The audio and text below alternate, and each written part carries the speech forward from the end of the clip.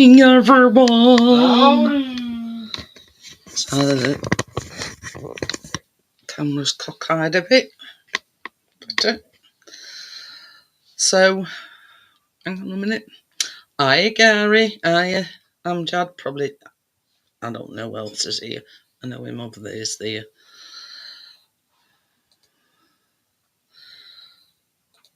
So, before he says anything, yes, I'm just doing it.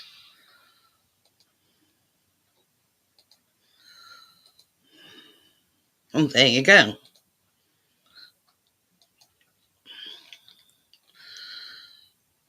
So, yes, all the festivities is over. Christmas tree's down. Ooh. Hey. Party time. But yeah, glad she got back safe and sound. Anyway, I'm Jad. Chris went down to Asda earlier on for some bread. -1 degrees. Sod all on shelves. Everybody's been mad. I've been mad. So yeah. Cold. So nothing really to report, fortunately. All's quiet on the Western Front. Yeah, that's it. Some of the trees down and everything's back to normal. Nothing really exciting happening, really. But you see, I'm going live tonight because I didn't go live Monday night. Hiya, Bria, how are you? So yeah, so that's the decision, for tonight's thing is because I didn't go live Monday, you see. Hiya, Steve, how are you? Steve-o. So tonight's bedtime story is The Ugly Duckling.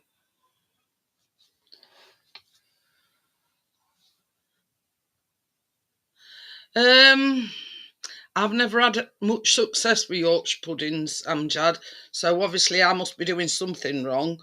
But they say, you heat your oil, it's got to be hot oil before you put your batter in your things anyway. So, yeah, I've not really had much. I mean, I'm a baker, but that's one thing that's evaded me is the Yorkshire pudding. You say I've seen people and they've made them and they've been like, like that, Amjad.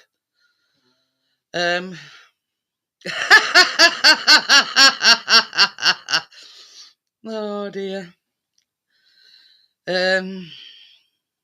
Yeah. Well, the moral of the story is, you might look at mirror and you might think you're ugly, but underneath is, a glorious swan. You're beautiful. But yeah, it's just my way of saying, don't ever say that, you're ugly, and this is men and women included. Don't ever say that you're ugly because you look in that mirror and there's a beautiful person looking back at you. Yeah, well, we do. We cheat with that with Yorkshire puddings, Amjad, because we buy Aunt Bessie's. So yeah, let you into a little secret there. But so yes, that is the moral of The Ugly Duckling. And I'm sure at one point or other, you've looked in the mirror, not just one person in general, and thought, God, and I've done it. I know I've done it. So,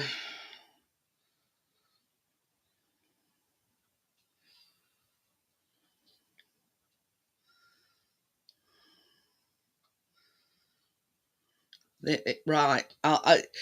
this has put it into better words than what I can. The moral of the ugly duckling is that true beauty comes from within, not appearance, and you shouldn't judge others by how they look. It teaches self-acceptance, finding your true identity and tribe, and that everyone has the potential to transform and grow, often overcoming hardship to discover their real self. The story emphasises looking beyond superficial differences to recognise inner worth, encouraging patience and resilience when feeling like an outcast. Now, that's put it in a lot better, wording than what I would have done, if you know what I mean. So, and that is the moral of the story behind The Ugly Duckling. And it's put it a lot more eloquently than what I could have ever put it, if you know what I mean. I've got a WD-40. I could do with something for me back. Passes a cup back. Talk about Mr. Hopalong. Oh, only Bob kitchen floor. I'm fucking out. Yeah, well, you see, this is the thing, Amjad. I've tried and failed miserably with Yorkshire puddings, and that's why we buy frozen, because how can I put it? It's more effort than what it's worth. But yeah, I mean, if you want to try it, all well and good. So, but it's sort of getting everything just right. Your mixture's right. It's not too heavy. You've got to make sure that you put your oil in your Yorkshire pudding things, and they've got to be, hot enough. And it's getting that just right. So, yeah, and that's why we buy frozen Yorkshire puddings. That way, they're all right. They're going to be all right. So,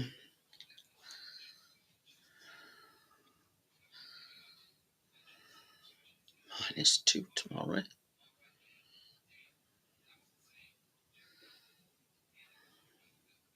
So there you go. It's going to be cold.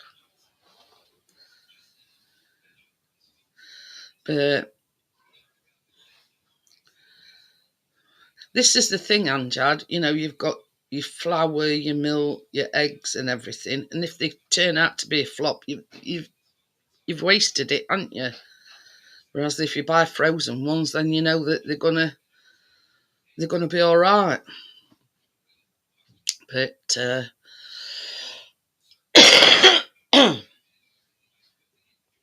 you know what I mean.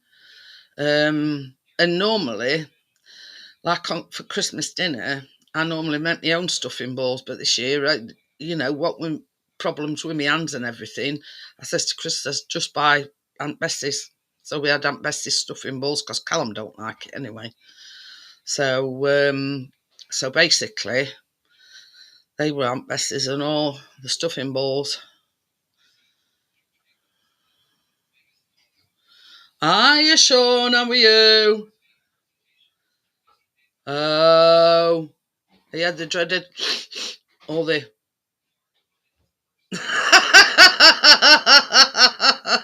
Well, you know what I mean by that, Sean, because there's been, like, the norovirus going around, and then there's been, the old stuffy noses and whatnot. But yeah, we're all right, Sean.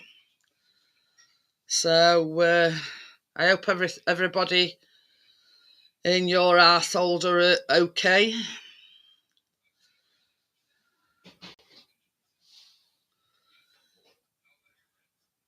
When you say fresh Yorkshire puddings, Amjad, do you mean already made? Oh, I thought you'd got one of the dreaded viruses. Can be debilitating migraine. because I used to, a relative of mine used to have, well, when they were younger, really bad migraines, and they sort of had to lie in a darkened room, and it caused her to throw up and all sorts.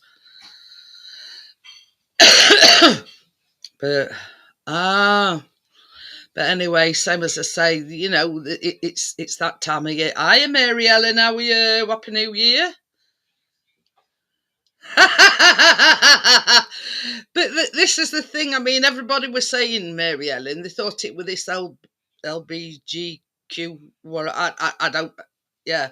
Anyway, so it weren't. It was just a rainbow wig I took a liking to, and I thought I like that.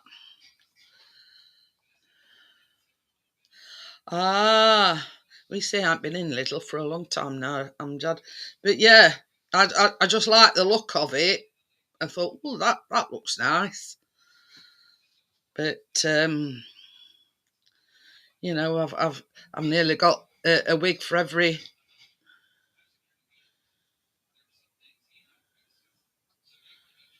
Oh, you're back home, are you? Oh, you weren't going back till Monday. Tracy said Monday. Anyway, so yeah, everybody kept getting the idea it with this LB, wherever I forget where it is now, LBGQ, I don't know, and LGBT, well, let me T out there. I knew it was something like that. But yeah, everybody thought it was that, and I says, no, I says, it's just a rainbow wig. I says that I took a liking to. But yeah, I loved that it were brightly coloured, if you know what I mean. And so yeah, and that's the whole point of me choosing that, is because I seen it and I thought, oh, that looks nice. So there you go. That's the story behind the rainbow wig, and that's it. That's its name. It's a rainbow wig. So, but I thought, well, don't get me wrong, it weren't an expensive wig, and I thought I'll make an effort, being as it's New Year's Eve. So there you go. And I went to town with eyeshadow. I can't wear mascara because my eyes are too sensitive, so I just put a little bit of eyeshadow on. I thought, oh, I'll get a glittery one, and thing. But see, this with the eyeshadow, Amjad, Violet Crush. Well, you can see that, is it in focus or what? Violet Crush, and that's the that's the eyeshadow.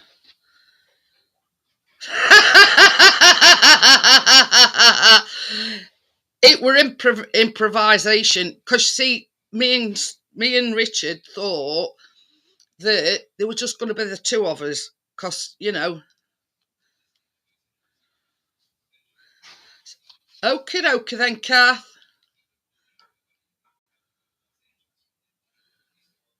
Oh yeah, are you feeling poorly? I'm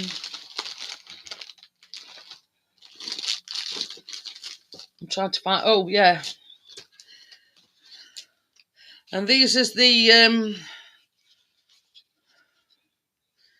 a matte lip gloss set, Amjad,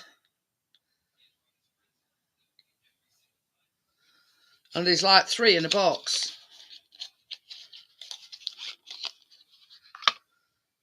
Nah, I had the red one. Put the red one on. Oh yeah, and Bria Kazoo. I forgot about that. That's the one I started off. See, it ain't got no colours on these. And there's that one as well. That's like pinky purplish shimmer. I don't know. But they weren't too badly priced either for 3.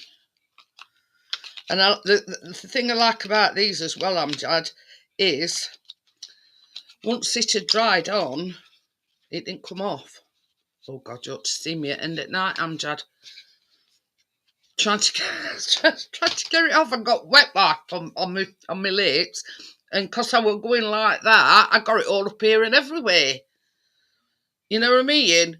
It stays put all right, and I'm there with wet wipes, wiping my lips, trying to get it off, because obviously I didn't want it to stain my lips, and it's like smudged it all up, please. I look like it, the clown, you know what I mean? But yeah, I enjoyed it. Yeah, yeah. I mean, it's got to go a long way.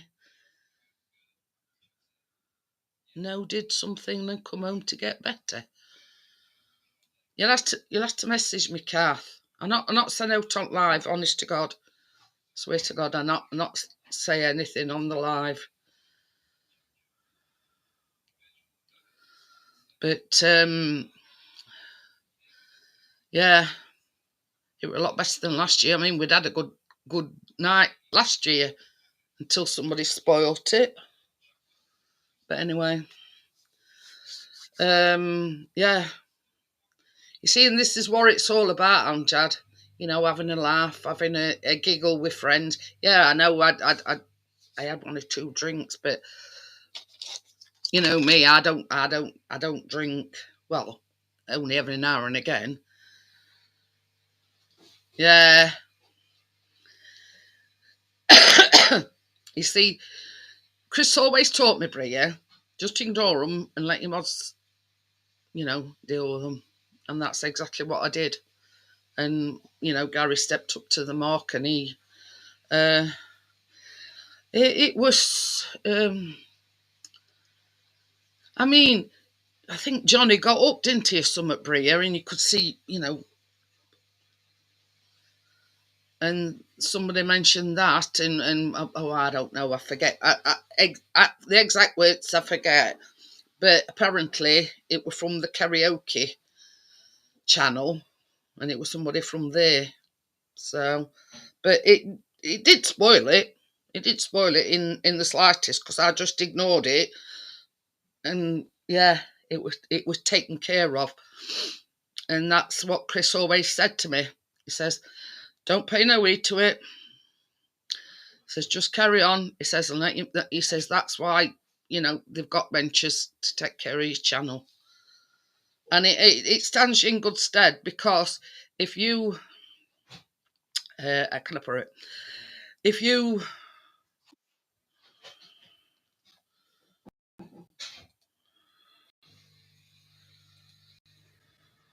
It's a shame we weren't celebrating Skidmas.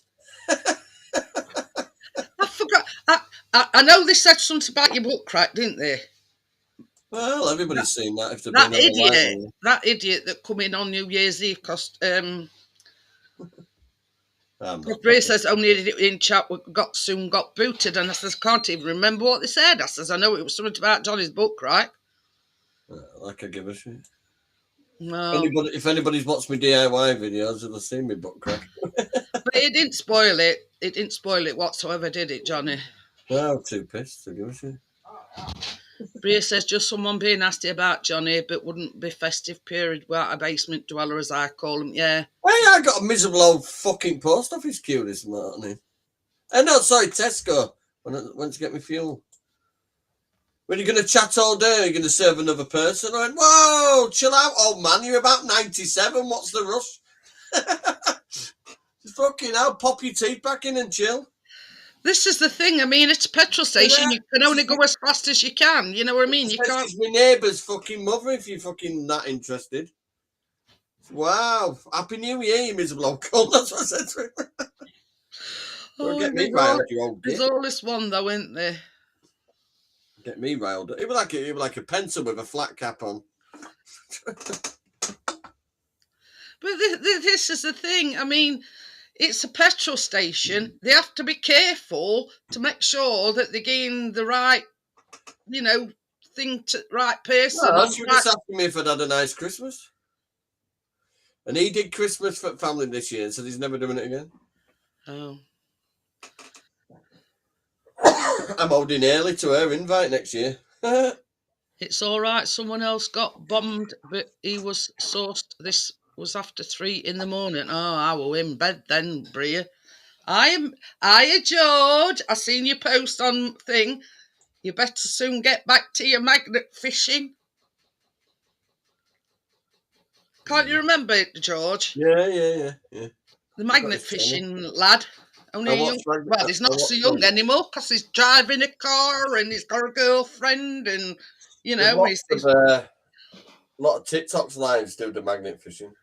He's grown up a lot since we first met, haven't you, George? Is that what's it? Yeah, George. Oh, yeah. Bloody hell. Hello, Yeah, I saw his post on Facebook and he, you know, you know, back where it all began, George. I scraped my bloody wheel off the curb earlier and all. Pulling up at the train station. Must have been a bit sticking out. Magnetic G. That's it. Is there it? I'm going to have to lightly sand that bit and restore. I was going to say it. Did it? I feel you, George. Did it scrape it much, Johnny? It just chipped the paint. It didn't actually put any gouges. Oh, did you hit my shoulder then? I did. Pissed me off though. Oh, hey, Jeanette, the scrappers arrived. The other Jag. Oh, yeah. Your project. Oh, I should have took a closer look. It's got no fucking windows in it either. That's it. Oh God, right.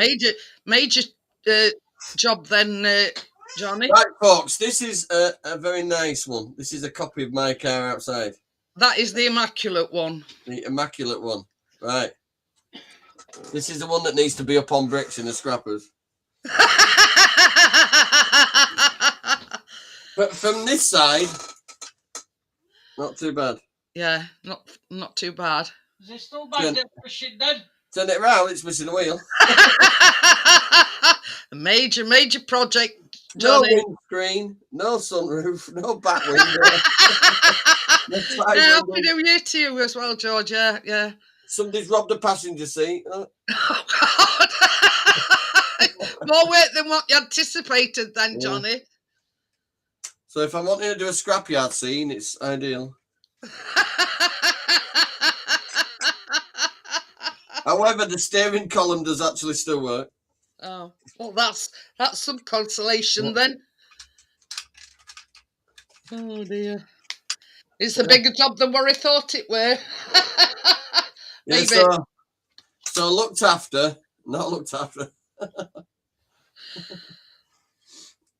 That could be a before and after thing. If you know what I mean. Turn it that way and stand well back.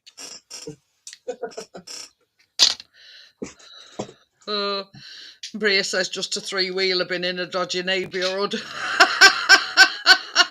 Well, I think they said that, Johnny, because he'd bought that model. You know, but... He said, I've got one in bits, you can have it for a few quid. I said, oh, go on and know of it. Says it's missing quite a lot of parts. They weren't joking either, Johnny. So to get it back up the road, it needs seats, windows, a wheel. And a sunroof. It's missing its brake discs as well, so it needs that. Oh my God.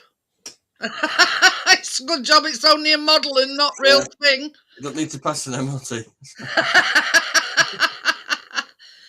Oh dear. You probably got better out at fucking bottom of Canal Man edited than I got fucking with that car. Yeah, so if you come across any Jag parts, George, Johnny's your man. Yeah. I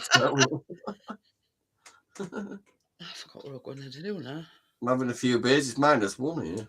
I know it worked. Chris went down to Asda for some bread, and he come back and he says it's bloody -1 outside. Been snowing quite a few places. Cumbria and all that's been snowing. I know. There was some on news tonight in Monmouthshire.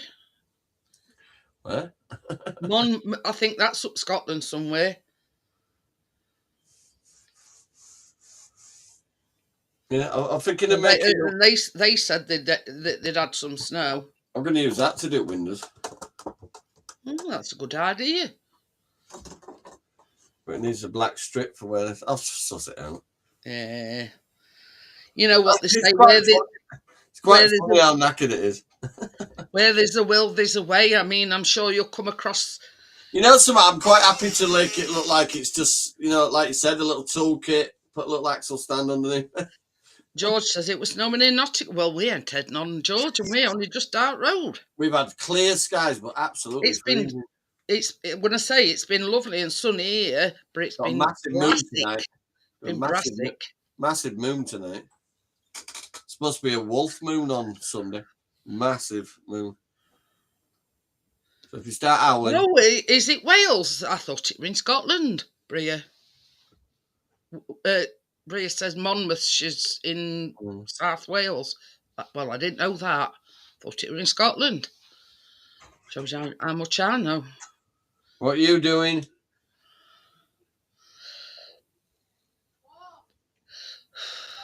Are we not? No. I mean, when you think about it, George, you're only about 40 minutes away from us, if that.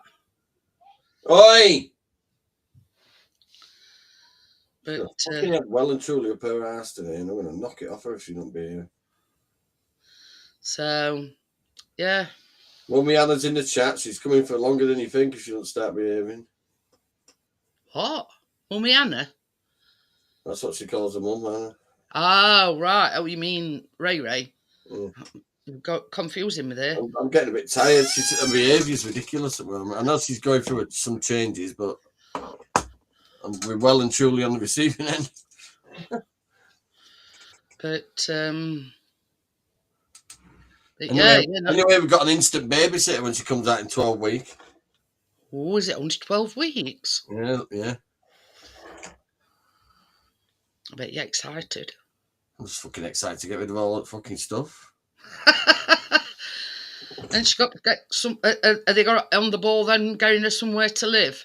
I think so. I don't know. They'll fucking better hurry on. Well, believe it not, there's still fireworks going off here now. Even I've had a few here. You know, it's not New Year's Eve anymore. New Year's Day. It's the 2nd of January. Back to normal. I know. I went to bloody post office library this morning to print that label. It was bloody closed. So I went to post office and said, what you do is you send your attachment file to this email address and then we will print it off for you. So I went, all right, so I did it. But that's £1. Fucking £1 for one piece of paper. Said, you know it's 20 pence at the library. Prick, but I needed it. Well, that's it, but it's Robin daylight robbery, ain't it? I know. Wouldn't mind if his fucking email was pay as you go. But the thing is, I mean, we wouldn't be without a printer, if you know what I mean. I've got one, but I just haven't used it in years. It's a good one, I know. Got the photo scanner and all that and everything on it. You know what to do. Bury it out at mothballs then, Johnny. Got top at wardrobe in there. Get to whirl. I bet it still works. It will do, but I'll have to find power lead for it. One of them weird little blocky. I'll have it though, because I've got bags and bags. It's like a kettle. No, it's smaller. Is it like two? Yeah, but no. Yeah. This is like it's USB at one end, but it's like a blocky shape at the other end. Oh yeah, that's like not your power lead. Roof, it goes up like that. That goes into your either your desktop or your power laptop. The power lead should actually be attached to the printer. I'd go get it, but I'd probably have to apologise for what dust, to be honest. Oh, don't worry about it, Johnny. But yeah, I mean, that ain't the power lead. That's the bit that you plug in your PC. Having a manly drink.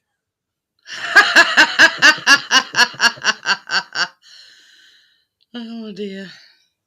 But look what it does say on the 0 fucks given. Ah, right. Yeah. So it's don't care bear. Mary sent me a picture of his pizza that he's demolishing. I had pork and gammon earlier. We roast parsnips and everything. It was lovely. And I thought I'd get a few beers from outside and they are ice cold. But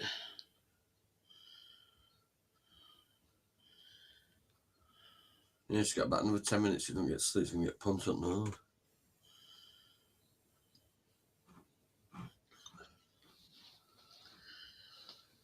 but You're saying to her, when you're tired, go to bed. Stop being an ass with everybody before you go to bed. I got a delivery today. Oh. We see we all three of us taking them. They soon go down. We see with Callum's, I do him a month's worth. So there's only 20 in a tube. So there's that. Plus me and Chris take them as well. So, I had to, once a month at least order them. But they're a lot cheaper to buy them like that than I've they gone are. for a couple more multivitamin stuff, me, so I'd have to take loads of them. But Still take them every day, though. But they the only ones that we, dissolve in water. But where's little Angel? Where is she? Downstairs. I bathed her yesterday because she got shit all over her. She does not like having a bath. She stands with her paws up and just stands up in the bath on her back legs while you bath her. And then I did Buddy today because I got them new clippers I told you about, the ones that you can go around. They're really good. So I took all fur around from around his eyes and I just left him his little beardy bit and then give him a right good bath. But tomorrow I'm going to do his paws with that little machine. I've fully charged it. It's USB charged. That's not bad then. I think it's in there. If I flash my ass, tough. I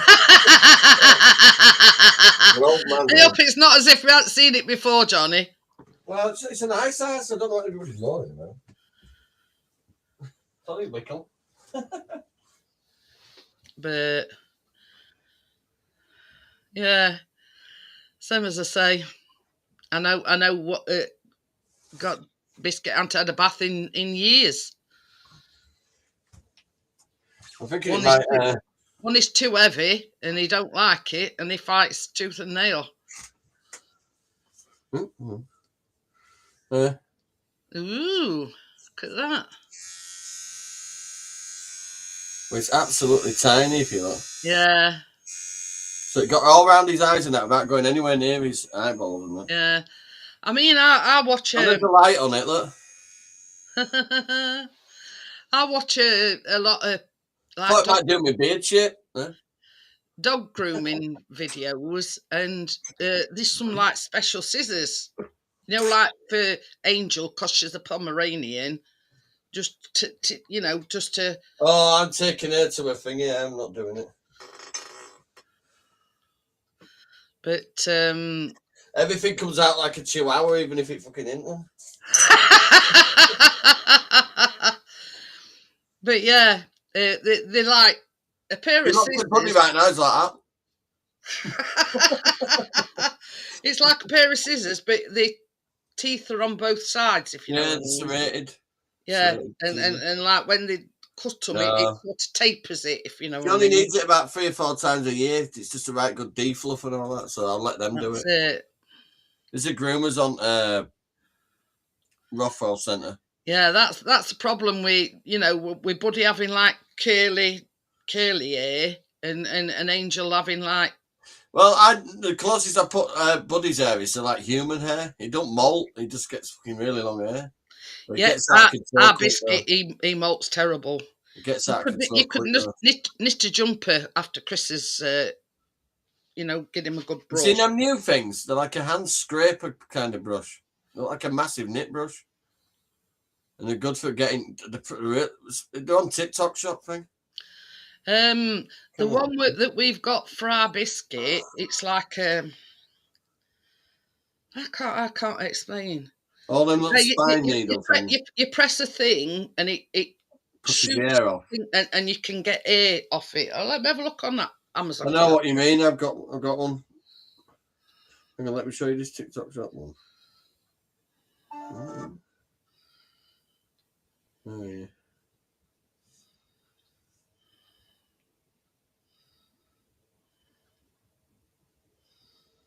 What do you find it?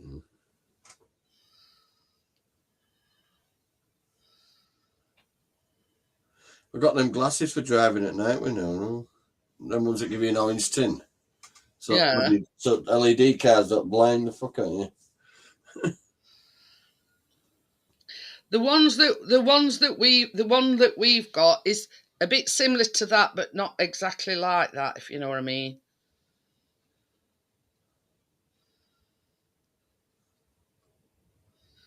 But that's like for it's called a de-shedding brush for dogs.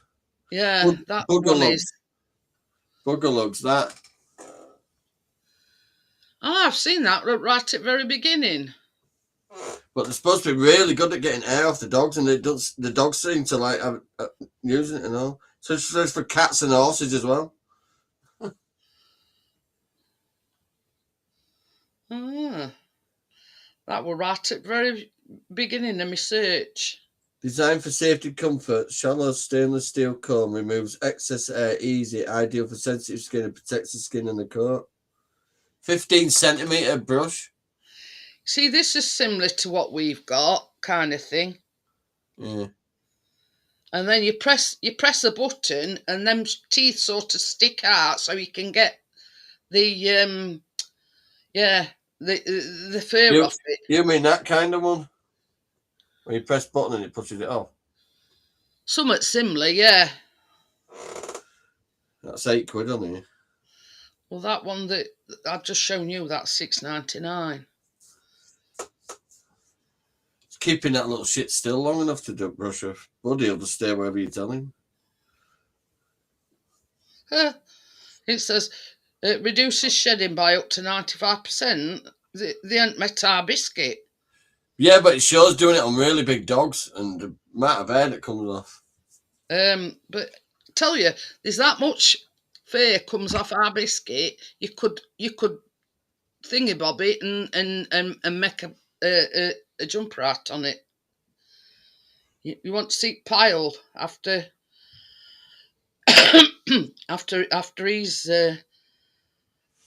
But Chris does the cats as well with the same brush, and they are all on them. Dog, Biscuit, Tucker, and Chase absolutely love it. I'll just set Keena's first bank account up.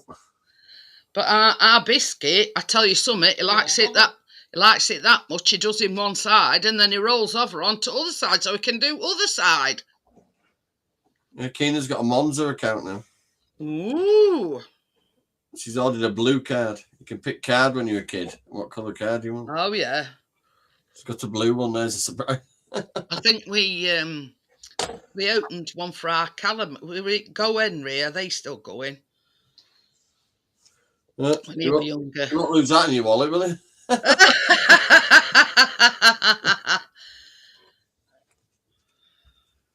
Then the other two are identical. Dad, what? Should I go back? Yes. Just told them you've got a bank. You have first bank account. That's my RBS one. I have to write card 1, card 2 on them because they're identical. Right, you're going to chill your knickers down now. Auntie Jeanette's been listening to your attitude and your issue problems. No good hiding away, Keena. She's knackered, really, but she fights it. Right, come on, let me take you to bed. I'll be back in a minute. Okay. Yeah, when are you going to bed? I'm back in a minute. Good night. Oh, got itchy nose. But nobody's said anything for nearly 10 minutes.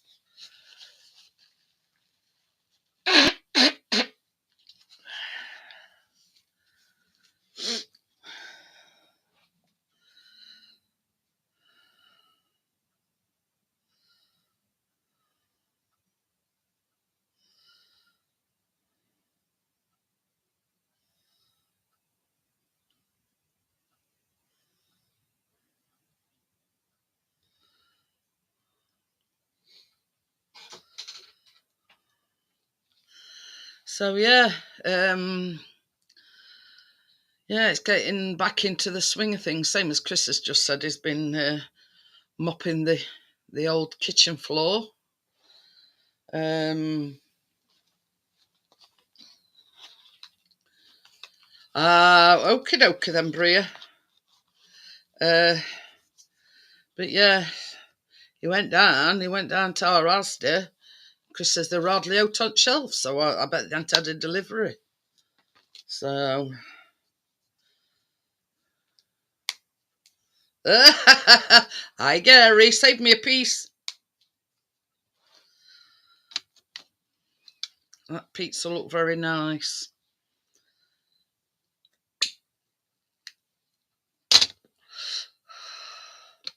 But you'll need your thick warm socks on tonight. Have a look what temperature it is. Only thing I can say, cold.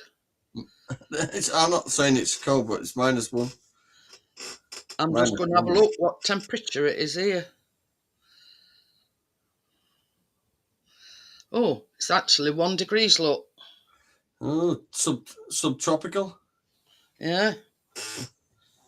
Oh, moderate snow or ice warning from Saturday at 0:00 until Saturday at 20. Oh, it's going to snow for a full 12 hours. I hope it does, yeah. This Saturday. That's what it says. Severe weather alerts, moderate snow or ice warnings from Saturday at midnight until Saturday at 23:59. No, we've still got Saturday, Sunday, Monday. It's sunny and as hell, but freezing. 2 during the day, -3 at night. I know. It gets bloody cold at night time, I'll tell you. Hey, on Sunday, it says here at night time, -5. And that's Sunday. -3, yeah. -2 tonight, -3 tomorrow, -5 Sunday, -4 on Monday. And then it's slightly getting warmer. It goes to -1 on Tuesday and Wednesday. And then, even more by Thursday, it's going to 0 degrees. So,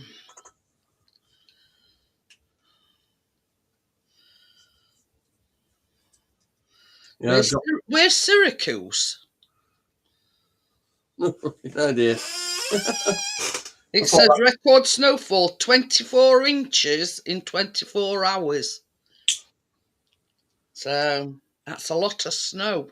It'll be somewhere in Scotland or something. Wherever Syracuse is, it's probably in America. Yeah.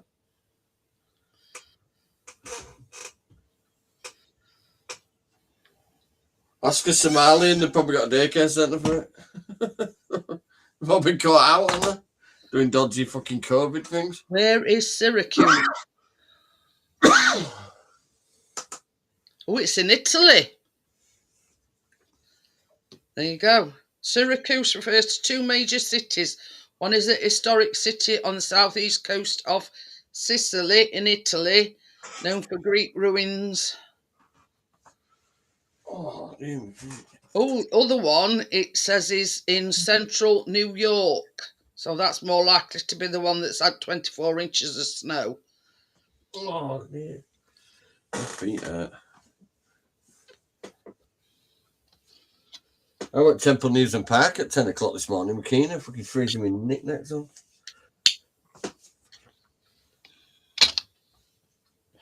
It says there's one in Sicily in Italy, and then there's one in central New York.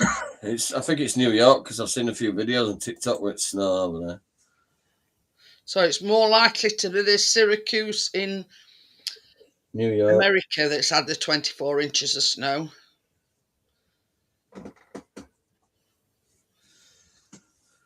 Oh, dear. But yeah. Anyway, there you go. Oh, Bria says, yeah, it is American one. She's just checked. But I would have thought that it'd have been American one rather than the Italy one. 24 inches. You know, world comes to an end when we get a bit of a flurry. I'm going to say my car won't even come out the driveway with that. So the Rav would have done. 24 inches. My Rav, I was going up a road, coming off motorway, and traffic was stuck. I'm coming up the middle, and guy in the Range Rover, he went, "You won't get up there." I said, "Well, just move across a bit." He went, "Oh, I'll try." And it moved a bit, and I got up and just carried on driving all the way up the middle of the traffic. I'm the only one that wasn't stuck in an old RAV4. They had the most snowiest day in 80 years. But it said on that news clipping thing that they'd had 24 inches in 24 hours. God, I hope we don't get that lot. I won't be bothered, mate. Well, I mean, I won't, because I don't go out anyway, so, it meant no difference to me. It's, Yeah. But yeah, it's a lot of snow.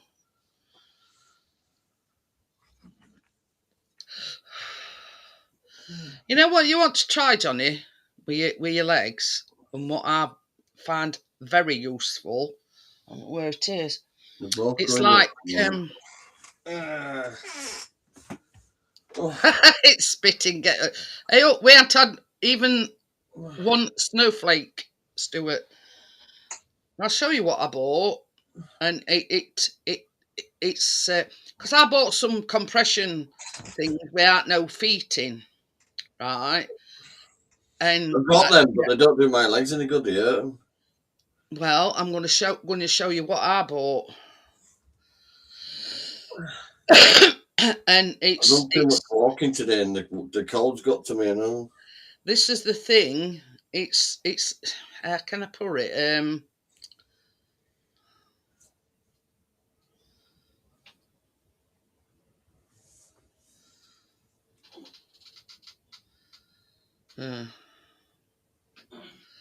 I'm trying to find it, and it's like this tubercles, but it's on a roll, and it's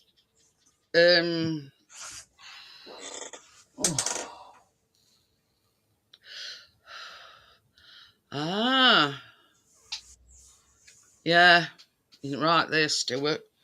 I'm trying to find it. I'll be back in a minute. Just give me 5.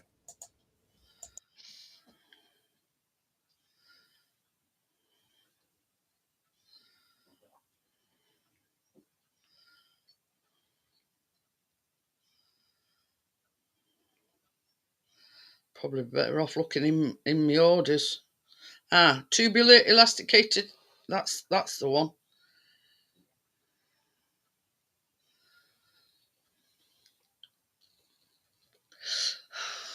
I've tried, and because see, that's what I bought, Stuart. And what I do is I measure and then I double it. So I've got, like, it says tubular elasticated stretch support bandage for large limbs. So where the compression, whatever you call them, have failed because they were digging in me that much, this is fantastic. And in fact, I've got it on my leg now.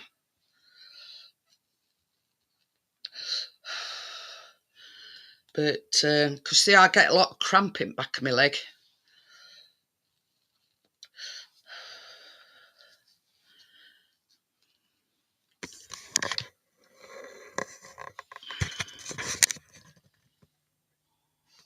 You see,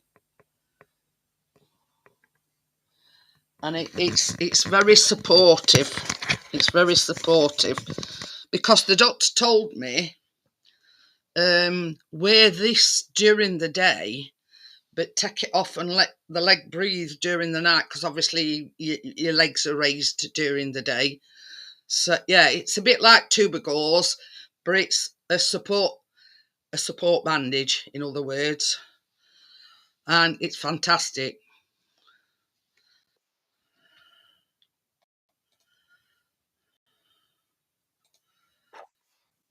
Good evening.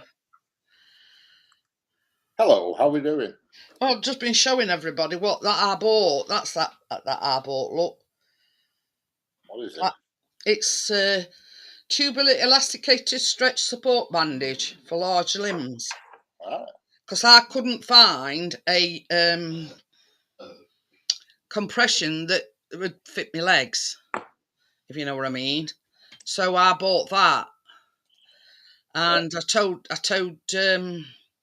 that's it. It does work for me, Stuart, because I told doctor and I says I've tried all sorts. I says I bought these like compression things without no feet in, and they were too tight. They were stopping blood flowing in my legs. But since I bought that, been all right. hello, I'm Jed. How's my favourite YouTube nephew doing? Hello, Stuart, and hello, Bria. Is that it? Johnny's in, but I think I don't know where he's gone. But anyway, you know, for me, a lot of it were the cramps in the back of my leg. I mean, everybody knows the problem I've had with my leg because they thought it were a blood clot and it weren't. Sender not been in? No, I've not seen her. Why, I spoke to her. She might have been in. But anyway, it works for me. It seems it gives me the support throughout the day. But the doctor, Hello, Johnny. Who? this is it, Johnny. I've got it. It don't work with me though. It don't work. Tubular elasticated stretch support bandages for large limbs. But you see, I'd got the same problem as what you had. A lot of cramp in back of my leg. It's my feet, not me. Not really me leg. It's me. Well, I mean, you could use it for your feet It and all. radiates from my lower back, but it goes right across top of my leg and then into my fucking foot. But anyway, So the pain I'm getting is like waves of pain going down my feet, and it drives me crazy. that's sciatica by it sounds it on it. I've got a knackered spinal cord. I don't have some circulation very good in my legs. But yeah, same as I say, I told doctor what I'd bought, and I says it's a bit like a tubular bandage Got kind out of a few thing. causes in my manly glass. Are you drinking lager through a straw? Yeah, it's doing me good. It will do, yeah. We're into your head, will that? Bloody hell. And it's got a suction bit to it. The bollocks in no time drinking lager through a straw. I'm on my third can now. So I've got them in there. They are ice cold. Just leave them outside the door for fucking 15 seconds. Yeah, I've just come from my mum's and it said it was -1. Yeah, It said Chris went down to Asda. I think it was about 6:15, and it says -1 in car. I thought we were going down better, Richard. Forgot about the straw bit. Yeah. It's because the alcohol doesn't get touched by the air, innit? Because normally you normally drink it from top, don't you? Correct. Yeah. Woohoo! Oh dear. I'll make an announcement when I'm down to my last can. Sure, Tracy will, appreciate that. Yeah.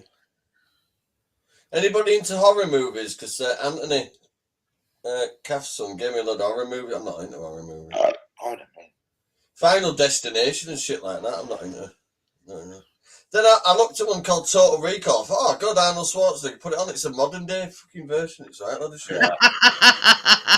I started watching that on Amazon Prime or whatever it's called, and after 2 minutes, when I realised it weren't the proper one, I'd give it up. Oh, this lot, yeah. Some of them like gangster movies, which I don't. Hello, Hi, Crypto. How's it going, Crypto? Run, fat boy, run. That sounds like one for me. Yeah, they're all bloody horror movies, most of them. Angels and Demons, the Da Vinci Code. I've seen that before. Hello, Gary. How are we doing? Hello, I'm Chad. How's it going? He's been necking his pizza. You just had a big pizza, Gary. There's Hellboy 1 and 2. I quite like them. They're quite funny movie. How's my favourite YouTube nephew going? What was I going to say something then, and I forgot what I was going to say. I just opened these Hellboy ones, and there's more than one diff. So. Hello, Tim. Hi, Tim. How are you?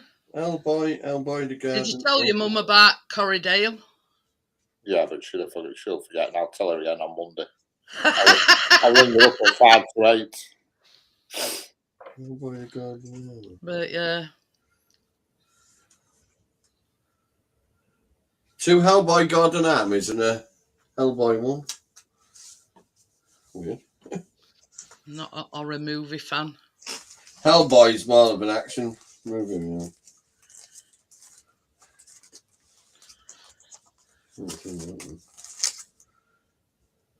I thought you were at a different location today, I Richard. were. Well, I messaged you and I said, I answered you back.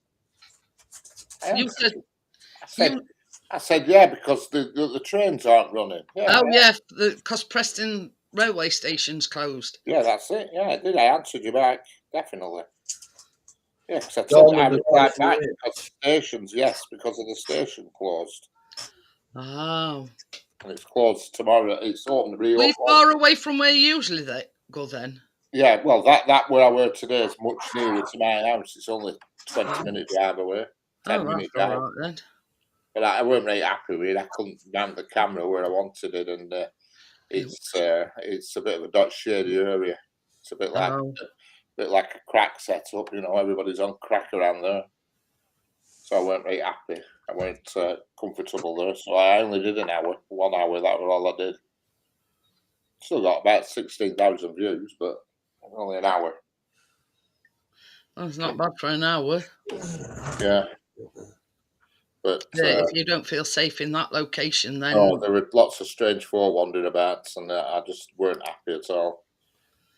16,000 views and 76 subscribers, so it weren't a bad hour. But there were lots of weirdos about, and it was like on a wall high, just about the height of my car, with a pavement between me and the wall. And I thought anybody could just walk up and grab camera off the wall. So what I did is I put my car right up against the wall. Then you couldn't use the curb. You had to walk out. I thought, well, they can't get at it now. If they can jump at the top of an X5, they deserve to have it. You know what I mean? I can't even reach onto the roof of my car. Right up there, man. Yeah. So I knew I was safe then. So I put my car. The problem is then, if you want to piss, you can't get out. Get down. Yeah, you can't get out. It for 1 hour. You're right against the flipping wall. So I will go there again, but I'll think of a different way around it. It's really a bit of an experiment that today. Yeah.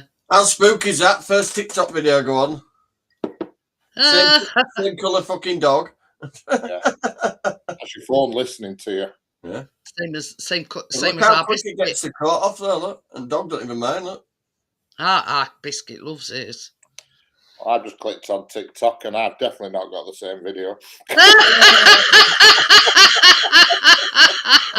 I've just got some bird dancing around with a little skirt on. Gary says keep a wheel braced outside it, driver's door. Yeah.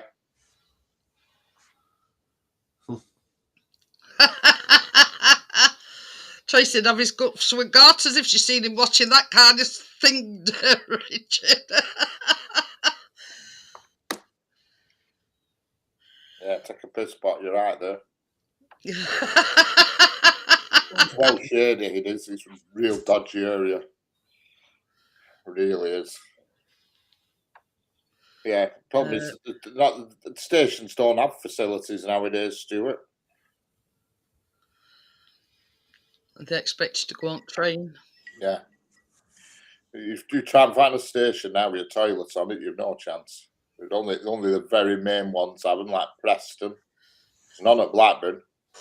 I seen Summit and they're updating all signals and lot, aren't they? Yeah, Preston station reopens again on Monday. Was it Monday?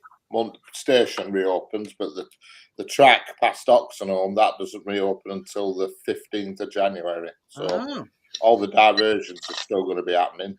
Yeah, I've seen it, and it says they're doing signals and everything. You know, they're not just refurbishing the. Can get Callum some more viewers. He's live, and he's live on here now. He's live on TikTok. He's live on here.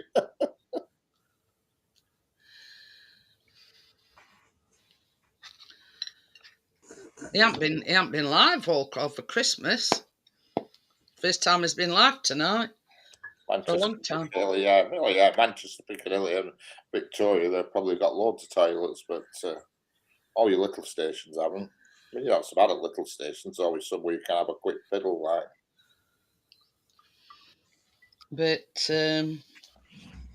yeah, I'm not going to be on long because my fucking legs are. Am I going to go see if Tracy wants to come up? Okay. Tracy wants to. But, Keena's had me run ragged since 9 o'clock this morning. Yeah, he watched a video earlier of a girl diverted train to Carlisle. Yeah, they're all going up that way until 15th of January. So you're getting a nice picturesque journey. You know what I mean? But I mean, don't help your situation though, does it? Where in the usual place that you.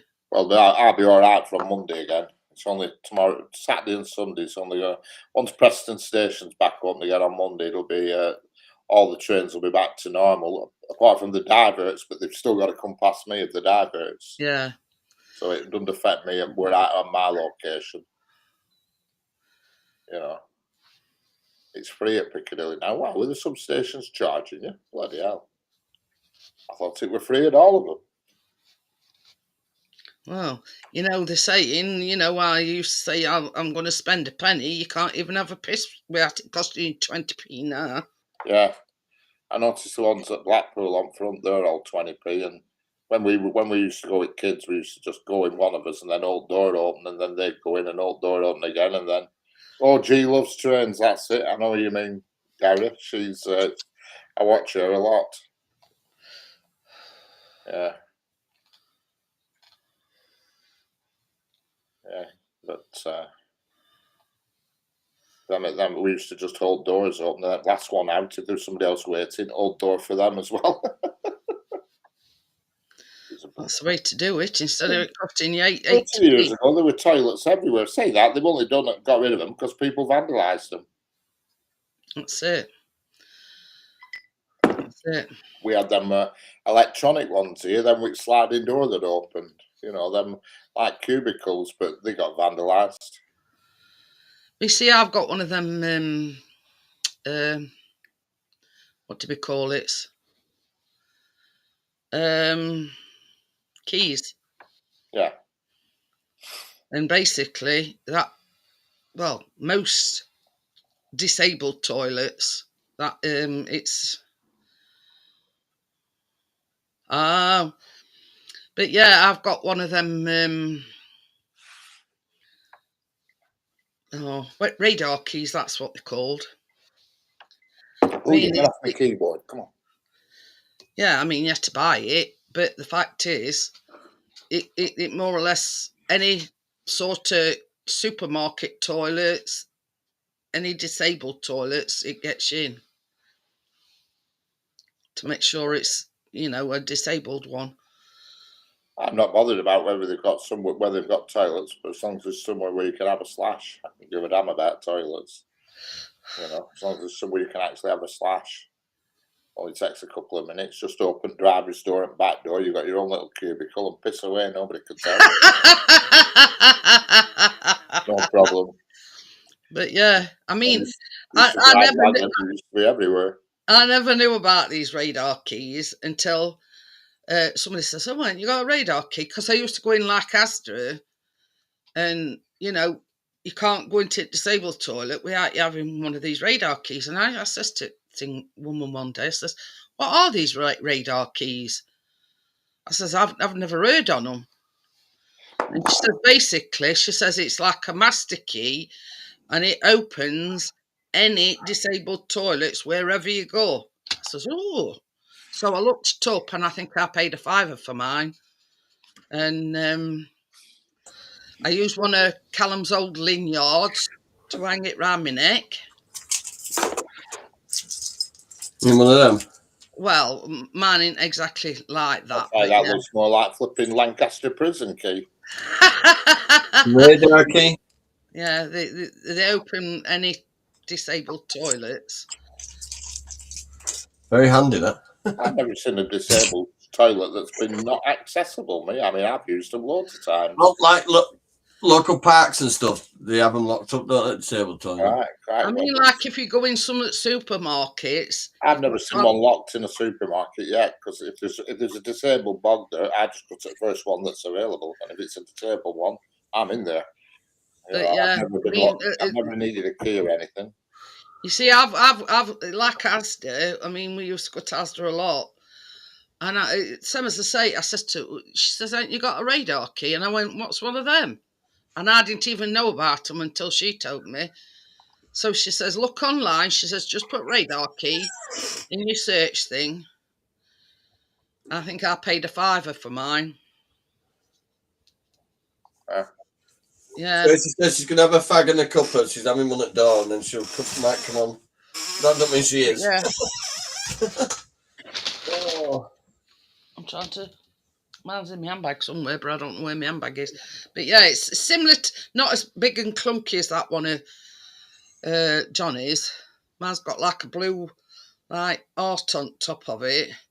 But I clipped it onto one of Callum's old lanyard neck things. So, like, when we were on holiday and we were going out, I'd know I'd got it, and I went, rifling around in my handbag for it. Well, with Christine being fed through a tube and that, we need access to disabled toilets anyway on Sundays. But yeah.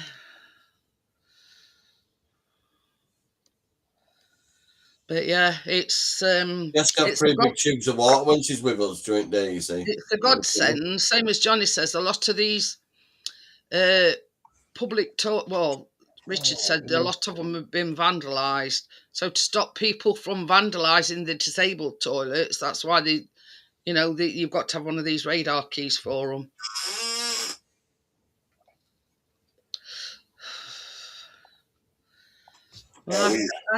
We used to have loads of public toilets around here, and they all got vandalised, and then people moan why they're gone. I wouldn't put them. Like phone boxes, I mean, nobody uses them now, but when they were here, they got wrecked. His brother had one, and he didn't pay anything. Sort your feral children out, and then we keep stuff. Yeah. Simple.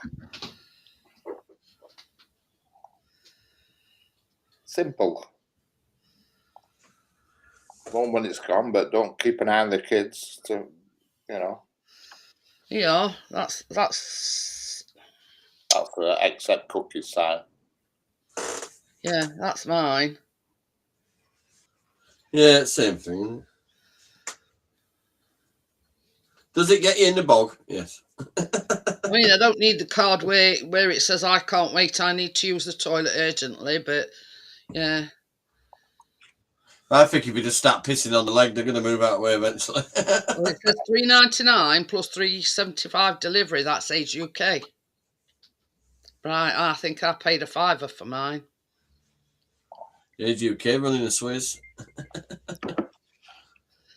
But they do them on eBay here. It says £3.15 and no delivery charge.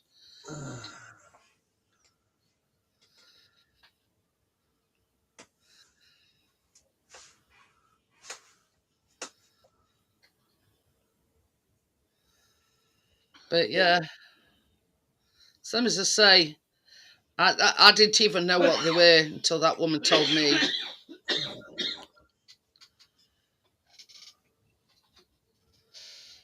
Yeah, probably didn't help the fact I was freezing my ass off at a park at 10 o'clock this morning.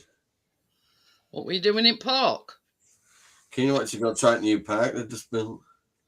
Ah. Simple news, and they've redone that park. Last time we went there, we couldn't get on it because they were doing it all up. So she tried every new thing today. Well, I was freezing my ass off. It was cold today. Middle of Temple Newsham, it's all open. Fucking -2. then she went, "Can I borrow your gloves, Dad? Because everything I touch is cold." I went, "I wonder why." Oh dear. I hope if you think that's bad, I watched this touring with the kids or something, and they've got this great big massive lorry, what they've done up, and they went to Egypt. God, you ought to see it state at hotel room that they were in. Oh my God. Talk about grim. It's rough as Egypt. If you, as soon as you step out the tourist zone, it's a dump. Is Egypt? Oh yeah, proper shit. Honest to God. Around them pyramids, it's a They've disgrace. got a shower tray. Beggars and God knows Oh, what. they just dump all the rubbish over the walls, don't they, of the city to where all There's a picturesque place, and it's not. It's a crap hole. A shower tray without no curtain or anything round it. Mean that you got buildings near the temple, and they just dump all the rubbish over the fence. I Woody. But yeah, and it says the minute it says they didn't arrive at the hotel till 1 o'clock in the morning, and as soon as they arrived, the people at the hotel were trying to flog them excursions and whatever, and they were really nasty about it because they said no, we're going to do his own thing. We don't need, and because they refused, they were being really nasty about it. You're expecting, civilized behaviour when it's the country's just I was disgusted. The minute you step off the plane, you're a target to them. These desert folk, they're not civilized. They call sunstock for their aid. It was disgusting, honest to God. They were outside like on a patio, not a patio, a veranda kind of thing. The screw that were holding the glass in on this thing, it were all coming away from wall. And they got some light furniture that they could sit outside on, and there was screws sticking up left, right and centre. I'm thinking I wouldn't have stood for that. Right, I'm going to get off, love. She'll be up shortly, probably. Okay then, Johnny. See you in a bit, Johnny. Must admit them straw drinks do me good. Night. See you later, Johnny. Bye. But yeah, and I'm thinking, God, if that had been me, and then I paid money to go there. You're all right in Egypt if you go to all the touristy places, but as soon as you step out that boundary, you're in flipping Beirut. But yeah, it looked absolutely disgusting.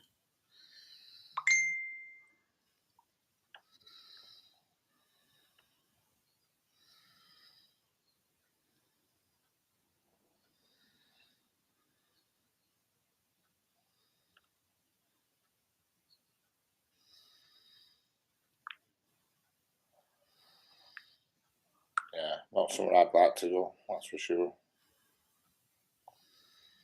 And it says we've decided not to name and shame. I thought, well, I would have done. Yeah.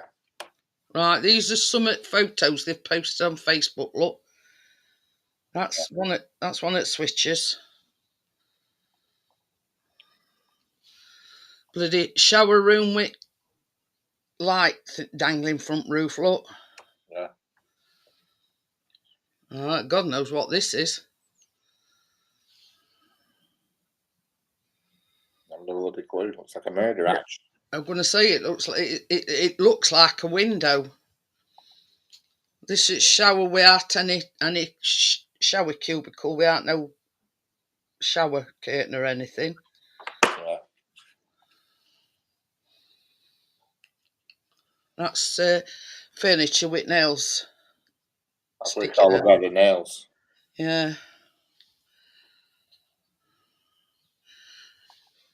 A tap that were broken. Look, things fell off, and that's it. That all come off, and that's it.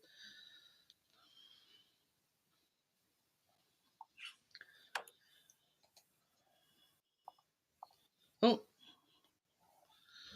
Woody were there, and don't know where he pressed, but he's gone. This right side, Yeah. right shoddy thing. That's what I were on about, where it's supposedly holding glass on. Yeah.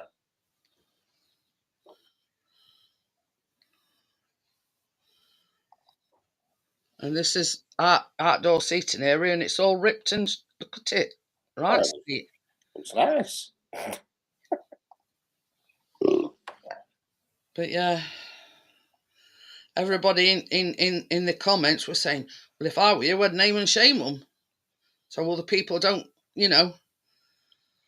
Yeah, I certainly would. If I went to an hotel and it were crap all, I'd come straight out with it. Yeah. And they were saying, yeah, well, if I were you, I'd name and shame them. You says, you know, just even if it's just to warn people not to book that same place. Yeah. Hi, partners. Hello, partners. But I would have done. I'm sorry, but I've only ever been in one crap hole hotel abroad, and it was in Ibiza. It was called Passy's Park, and Jesus Christ, it was shit all. Hi, Tommy. I was only young then. I was only like about 20, so it was just a boozy holiday, and nobody gave a shit. But it would have done. Jesus Christ, was it? That's it. Hello, Tommy. How are we doing? But yeah, you know, this is the thing. You're looking forward to your holiday for ages and ages, and then you land to that. Yeah. Yeah.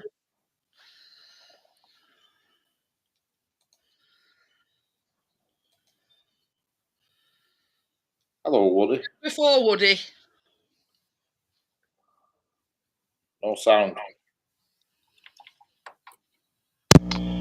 Richard and Jeanette, Happy New Year's. Happy New Year to you too. Happy New Year to you. How you doing? Oh, just got home from working, taking a break. Thought I'd hop up here and just say hi for a second.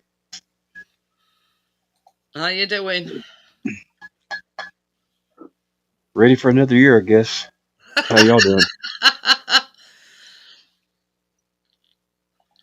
What were you talking about? Light switches?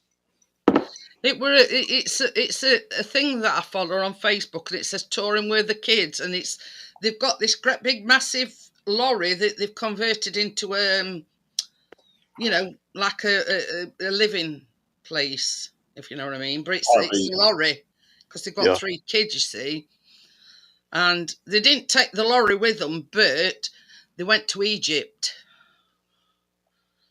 Huh. Absolutely disgusting. And it sort of at the beginning of the thing, it says, I'm not going to name and shame. And I says, well, I would have done. Yeah. Just for the sake of people not knowing, you know, knowing people to know what's going on. That's it. You're going on holiday to some shithole. You want people to know about it. Yeah, you know, stay clear of this hotel kind of thing. Out and down. Yeah. But I mean, I followed them because they've gone all the way round the circumference of Great Britain. They've been all over the place in this lorry. But I think a few months back, the lorry failed its MOT. So they was in a static caravan, and then they moved to another static caravan while they were fixing the lorry. Now I don't know whether they've got it fixed, but that was the last post that I seen. Where they but worst thing about it is they took the elderly dad with them and all. Can you imagine? I don't know, Gary. I don't know what all I know is it's called touring with the kids. There's loads of them do it in America with old school buses and stuff like that. Loads of them do it. Oh yeah, a lot of them down here. This young lass who just travels around with a dog, and she's converted a school bus. Yeah, she goes everywhere. I don't know how she does it, because I mean, I wouldn't even want to stay in some places she does on her own at night. I'm thinking, God, you've got some bottle you have in middle of nowhere, nobody for miles around in all directions, and just on her own in a school bus. Bloody hell! I remember when I went up to that place 2 years ago, I was shitting myself all night. Oh, well, in Scotland. we don't mention that, Richard, because he only managed one night, would he? Bloody horrendous. I thought, how Oh, and she's there, and just in this school bus on her own, with no civilization for like 100 miles in any direction. I'm thinking, God, anybody could come along there and pot you, and they wouldn't. Nobody'd ever know. Yep.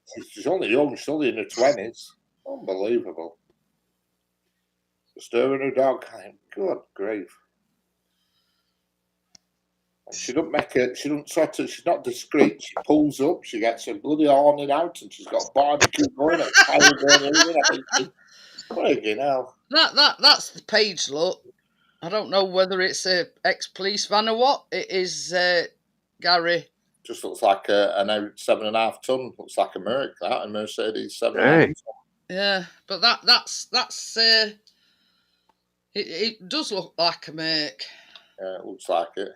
Living full time in a lorry with our 3 kids, driving the coastline of Great Britain. I think they're called Actros's Merc wagons. Actros, I think.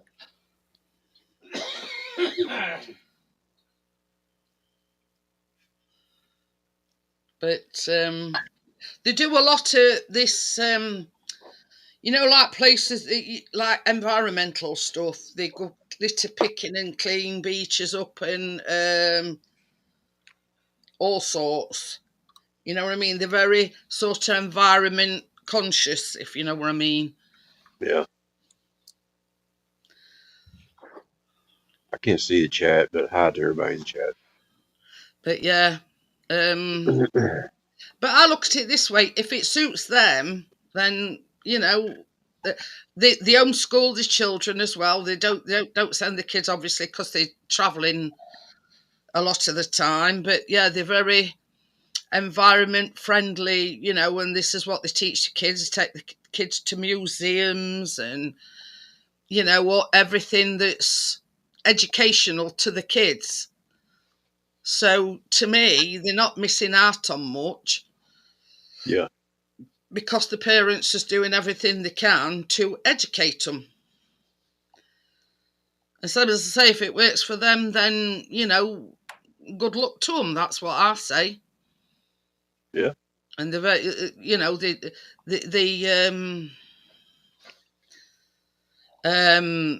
go every place they go to.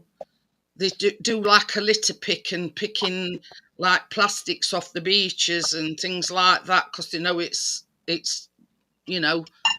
not good for wildlife.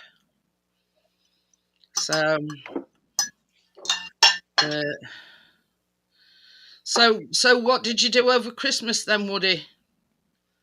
Well, we celebrated it on Christmas Eve with the kids, but other than that, Dave, me and the wife, we've been working on this house that we're, renovating. Hi, Manilo. Hello, Manilo. Just trying to get it done. Is it just renovating it, or are you moving into it? We're going to move into it. Oh, you're moving into it, yeah. Yeah. A couple more weeks, probably. You not know what to do with yourself then? Oh, I've still got a ton of work to do. There's always something to do, right? Yeah. That's it. Keep yourself busy. Keep yourself out of mischief. You can't stop moving. Once you stop moving, things start cramping up on you, But I mean, from what I've seen so far, Woody, you're doing a very good job of it. Well, thank you. I try. I've tried to fake it till I can make it. But yeah, it's going to look lovely once everything's. It's an old house. I mean, it's like 1920 house. Really? So yeah, it's a lot of work just to get the plumbing off up to code and all that stuff. It'll be worth it when it's finished. Yeah, I hope so. Is that why got a ton of boxes behind you. Everything's packed up and Yeah, I got a lot of stuff packed up already. Yeah.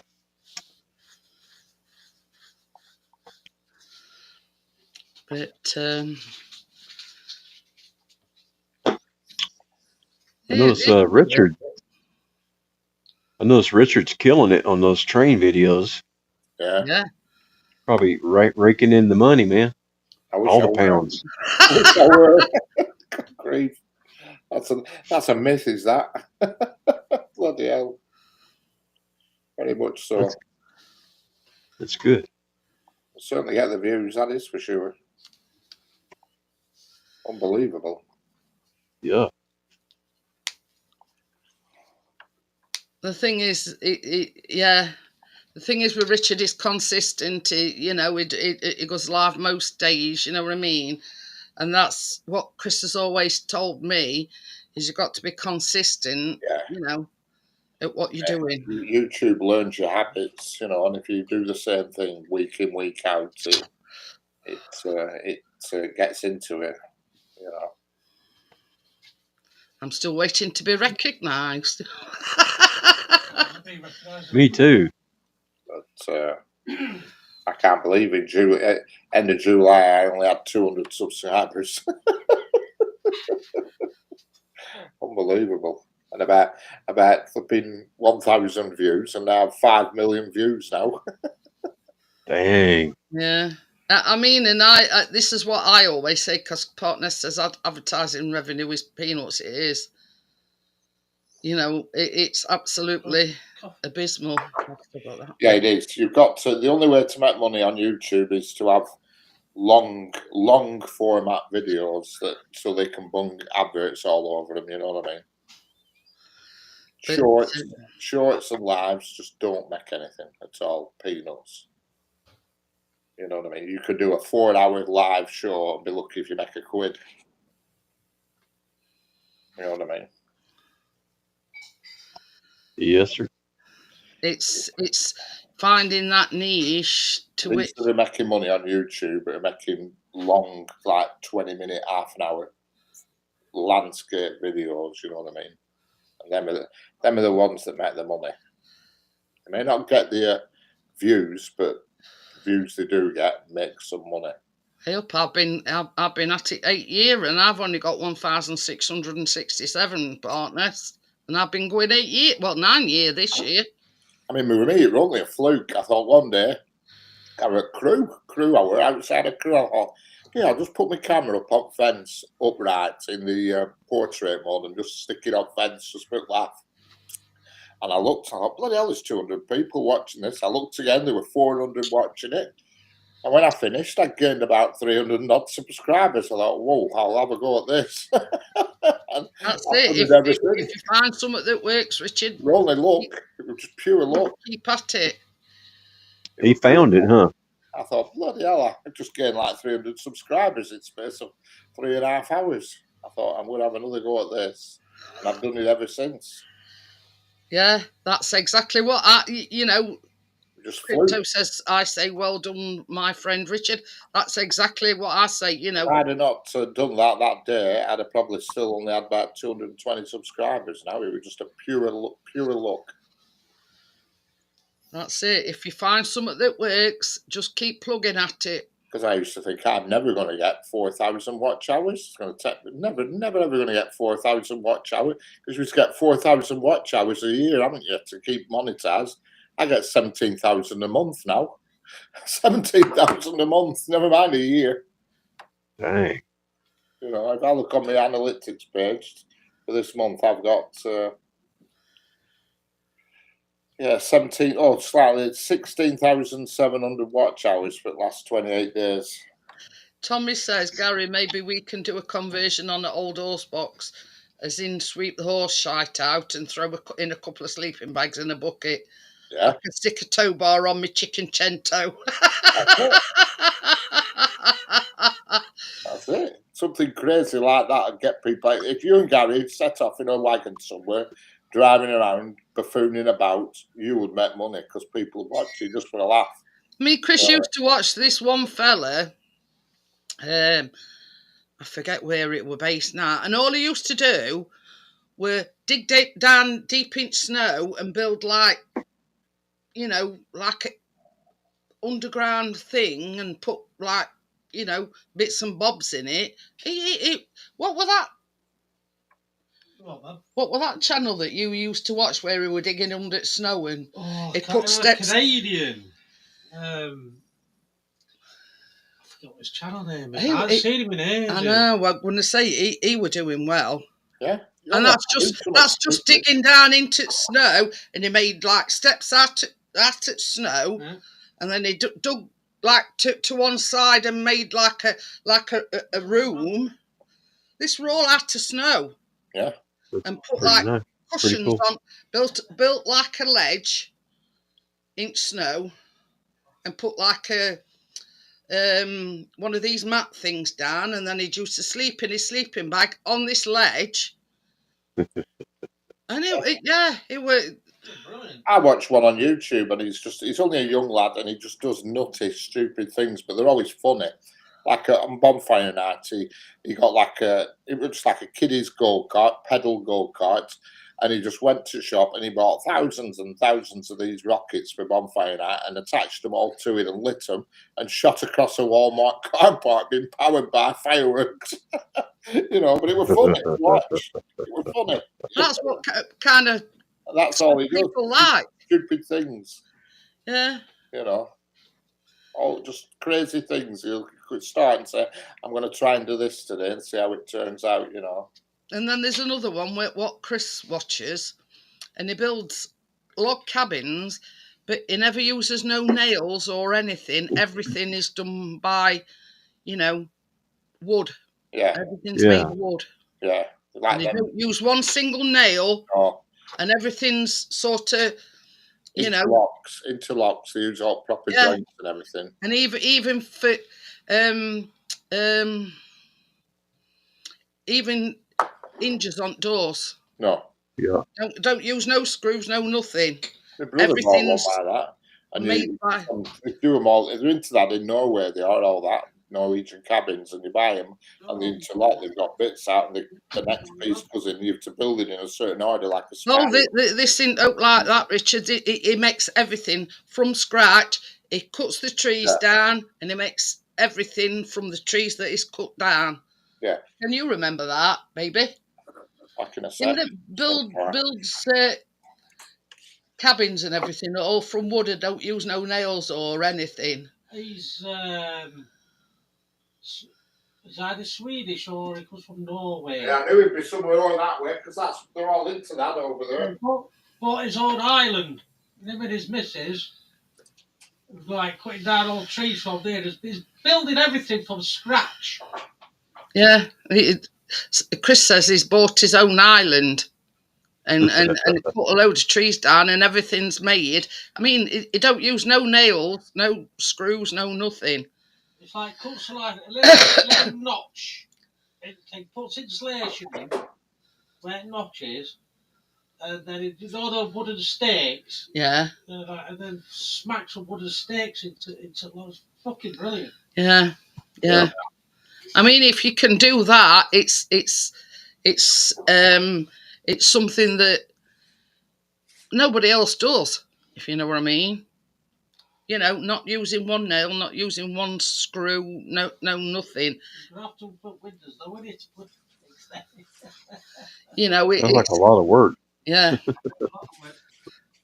It does like 2 or 3 logs a day from morning till dusk. It's obviously they're not small logs; they're like massive bloody things.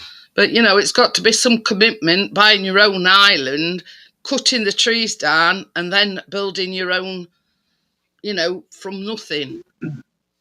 You know, in other words, he's you know, and I mean, he's shown it me once, and I said, "Oh God, you know, he's one clever fella, knows what he's doing." But yeah, I mean, it's such as that. It's interesting to people because I don't know anybody else out there that does that kind of thing. You know, from cutting the trees down himself to, to making his own little cabin. It's a big thing in Norway and Scandinavia. It's all that lot. Yeah, Chris says, Richard, he bought, him and his missus bought their own little island. Yeah. And it were very, densely populated with trees. And he's cut a lot of trees down, and that's how he's built his own little... It's a big thing. In Scandinavia, it's a big thing because they sell them and they cost a fortune. And you don't need a single screw. Tommy says it must be one of the only places left in the world that doesn't have a screw. Yeah, you don't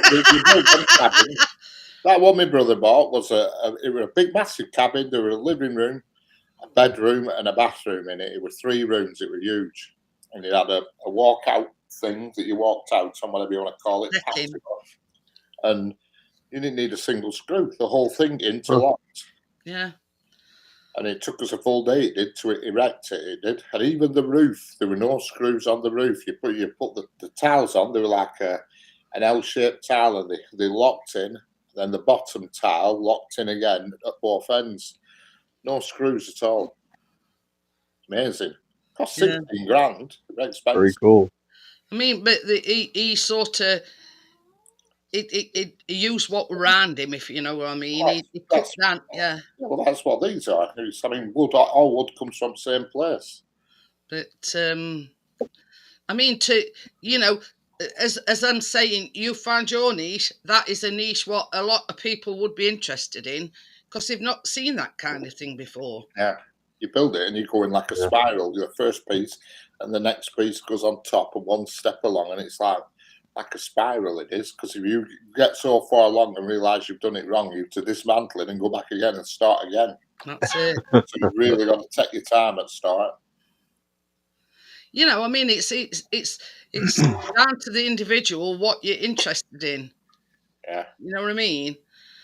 And this is what I'm saying about Woody. I mean, he's took I would say a rundown 1920s house and is bringing it back up to modernisation.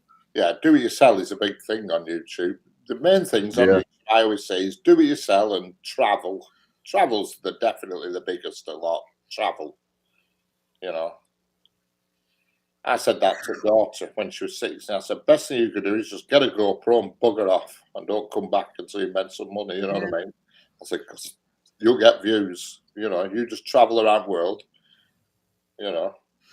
Tommy says, Richard, I was staying in a summer home in Finland and you'd have to live in it. Brilliant sauna in it too. Oh, they're magnificent. They're magnificent. We built that one for brother-in-law, my brother, for mother-in-law to move into, and she flipping died. So that was the end of that. Oh, it's absolutely beautiful. I could live in it. There's a wood burner, there's settee, TV, and everything in the lounge. And there's a why don't you rent it out on Airbnb? And a bathroom and a bedroom. It's really nice and warm. It's just like living in a flipping cottage. Really nice. That's it. I remember at Fandango getting a wagon that came and delivered it down his driveway. Jesus Christ.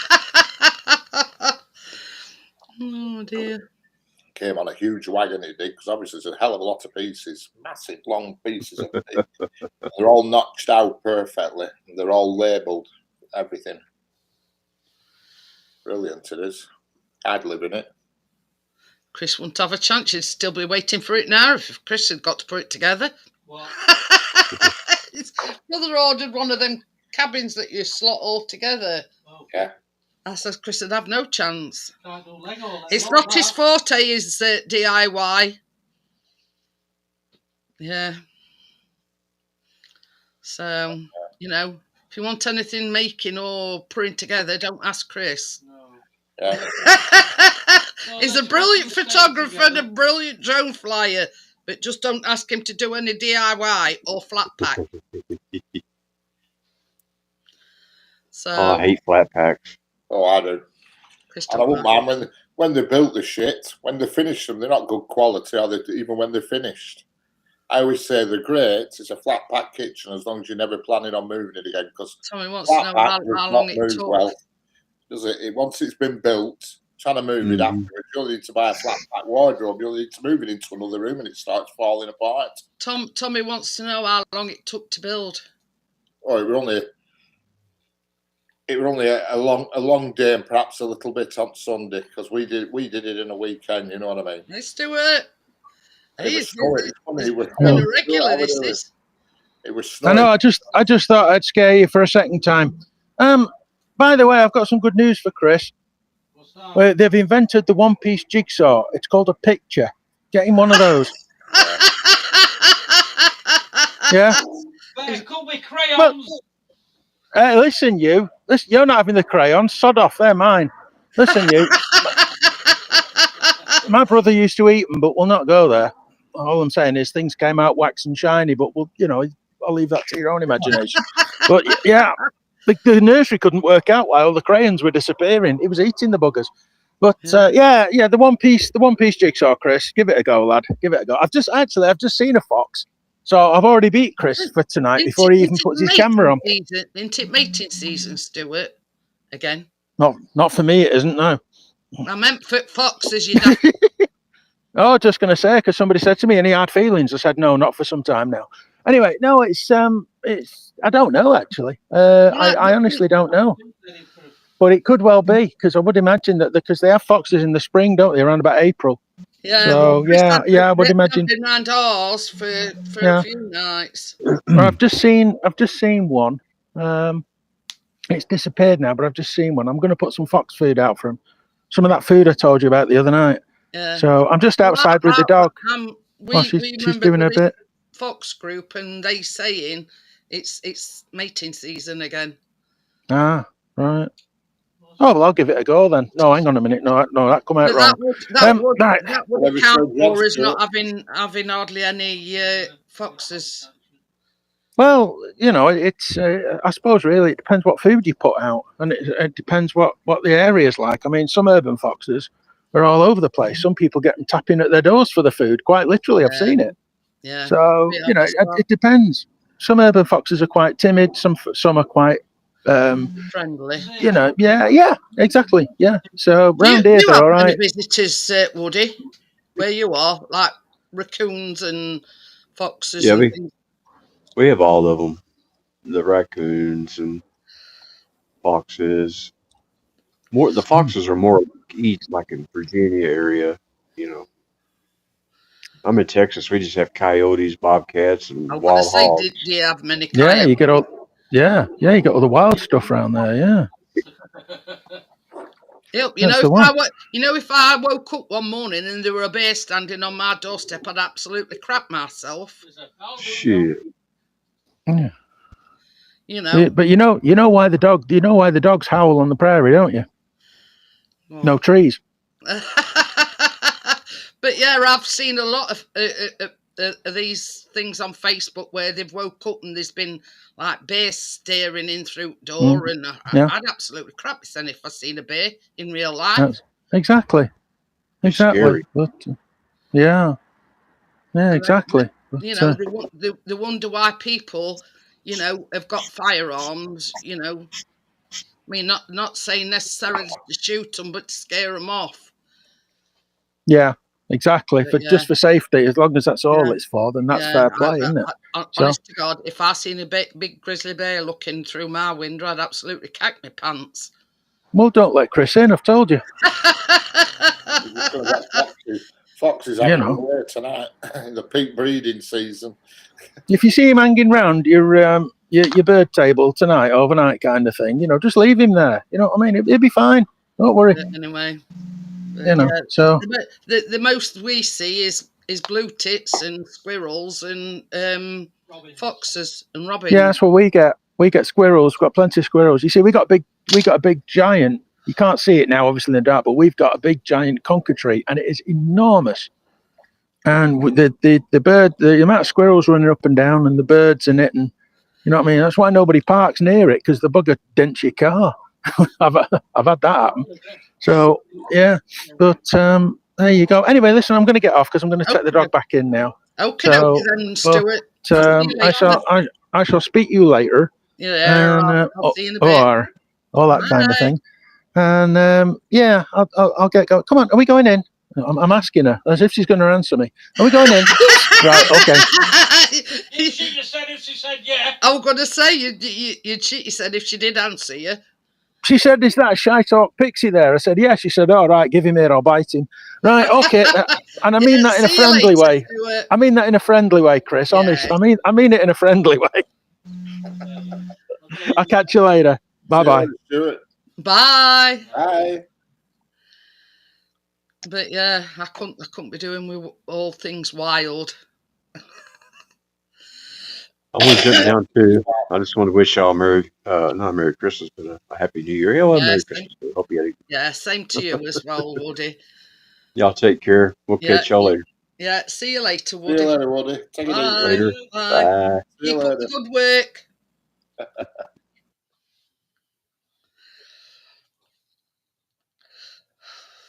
Well, there were 4, but it's gone down to 2 now. Yeah, I just looked on Google. It is peak mating season, January for foxes. I thought we thought as much because December to February, but they say January it peaks. Yeah, because for about 3 or 4 nights, Chris has been putting food out, and there's not been one fox, and I said they're probably busy. Yeah. You know. I know, it's funny, I was looking at the article, and because you hear people say about dogs and things, saying, well, it's got a bit of fox in it, it's half fox, and dogs and foxes, it's impossible to mate. It just said on the same article. Yeah. If they have the wrong chromosomes, it's impossible to mate a dog with a fox. The chromosomes are wrong. It just won't work, you know what I mean? Hello, Gaff, how are you doing? Hi. How's it going? Oh, I don't know what I've done, Richard. I laid down when I went to Tracy's and got up the next morning to get up. And I was laid down. And you're getting up to get up in the morning. I leant forward and I went boom. And I thought, what the fuck's going on here? I couldn't even put a jumper or fuck all on. I'm thinking, what's going on now? Oh, I'll buy it. And Johnny's going, what's up with you? I went, I don't know. I said, I got up this morning to get off at the floor. I said, anyway, you were out apparently. So I went, oh yeah. I said, and all my son heard was, for fuck's sake, this is a fucking nice way to get through 26 and we haven't got it yet. He's going to come out of the kitchen. Thinking, what's going on, Mum? I went, I don't know, but get me off this fucking floor, son.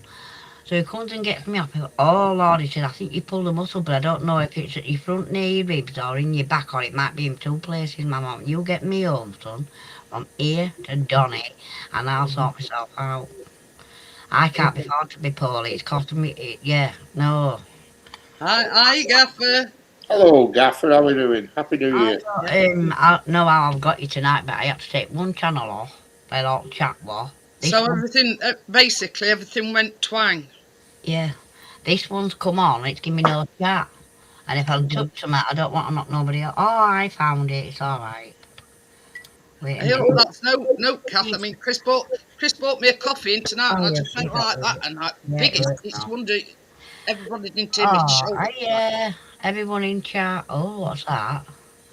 Kath, that's a very kinky bed.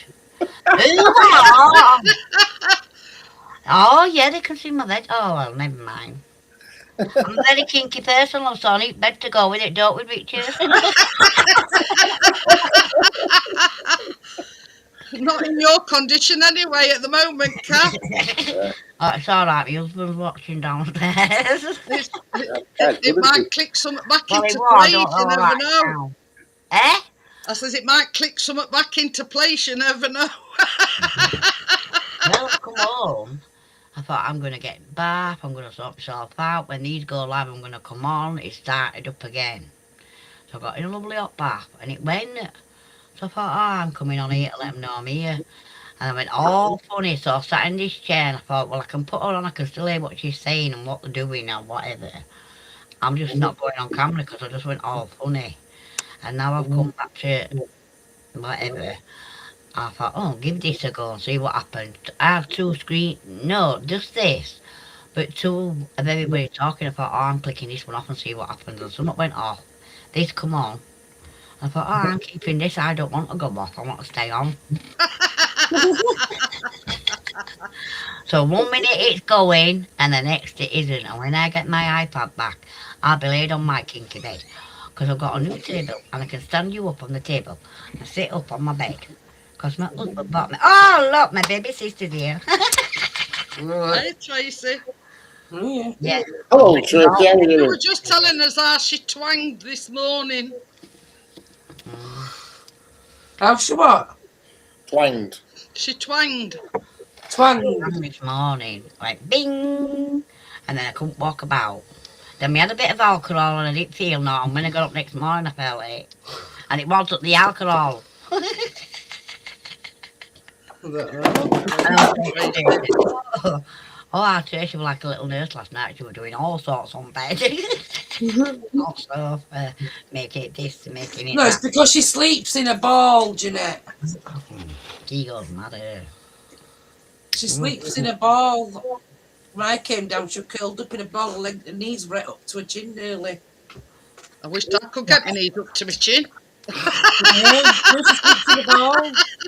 I'd love to do that. Get my knees up near my chin. Well, I don't know. I'm asleep, so apparently they go up there. I don't know. No, you are. You're supposed to be on a three-seater sofa, but you're only on. I used to Hello, Basil. Yeah. Hi, Richard. I clicked something. I got Yeah. I clicked one off and I get this one. Yes, it is. I'm just saying it won't go up all night when I want you to do it. Oh, You have to join us again. See you later. do it says try a bed. Well, it's a bit hard when they're staying at Johnny and Tracy's. Because all No, beds what? And then I got a bit poorly and I just needed to get home and sort myself out. I've got less than 2 weeks and it's my birthday and I'm going to be back at Tracy's and I need to be 100%. Cause no, I'll let you all have a party, I'll come up, say hello, blah, blah, blah, and I'll get Johnny to take me home to bed. What's that? She comes and she goes, what good's that? That's no good. I need to be 100% when I come back to Tracy so I can have my party. Do you know my party's lasting all weekend, guys? Listen, because I haven't seen some of the nieces like Tracy, but I call her my baby sister. They thought, oh no, Christmas around you, none of this, none of that. Oh, only certain people seeing you for bonfire night and this that over. So I went, well, I've got a birthday coming. How about somebody help me do something? So one's doing all the food for now. Fucking God knows what we're going to get on this table. But yeah, leave it to her. The other one's gonna buy a birthday cake. So I went, well, fair enough. I couldn't get a DJ to do what I wanted him to do. So Anne-Marie went out and found one.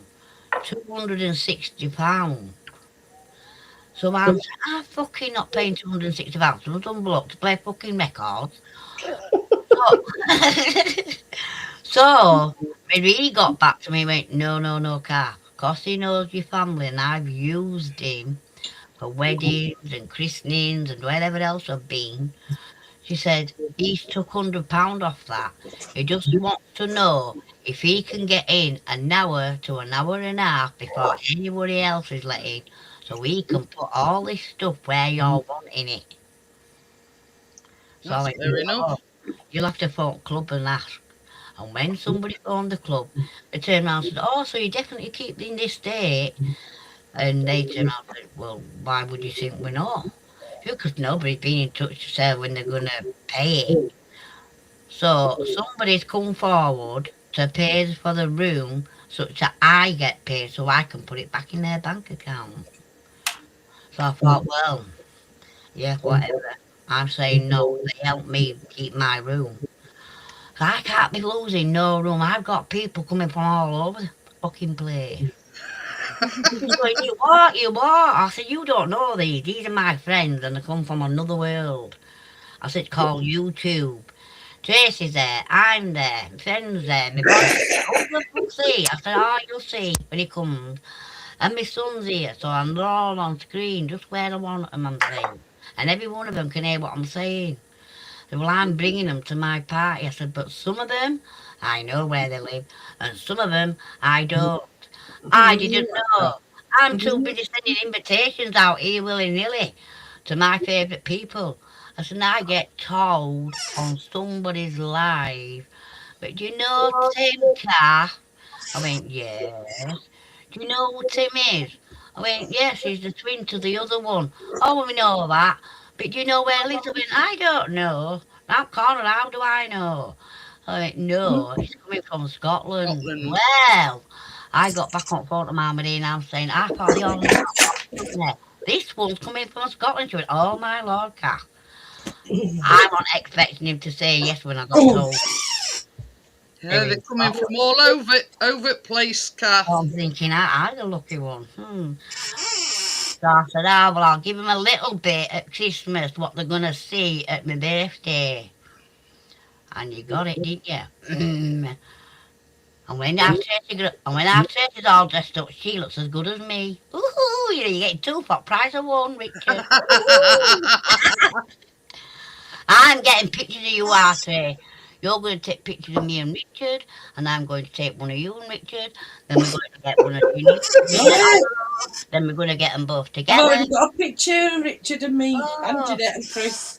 Oh, well, I can find it on my phone. Well, Kath can have her own then, can't she, Tracy? And I can make them as big as I want and put them where I want. On a wall, in my bedroom, to go with my kinky bed, wherever I want.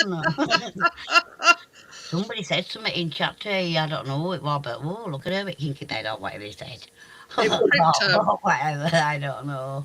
She's just said, oh, you're not feeling well, Kath. She twanged something when she got up this morning, Crypto. Not out that bed, I want in that bed. I want to not that when bed. I twanged. In the ball. So he just got up. Yesterday, actually, Kath, not today.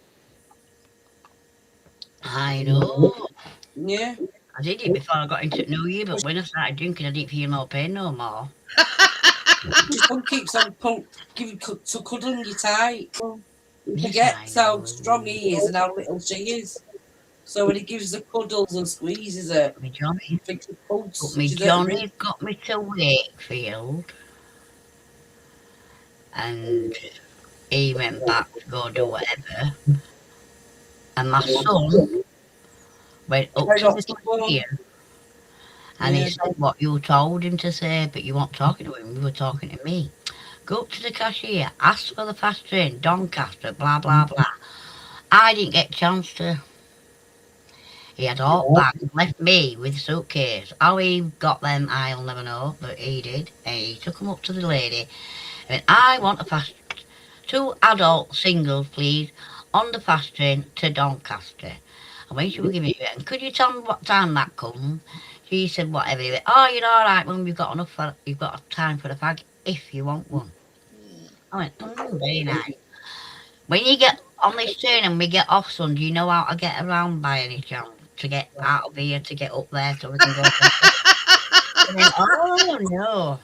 I said, well, I ain't walking up no stairs. See them steps?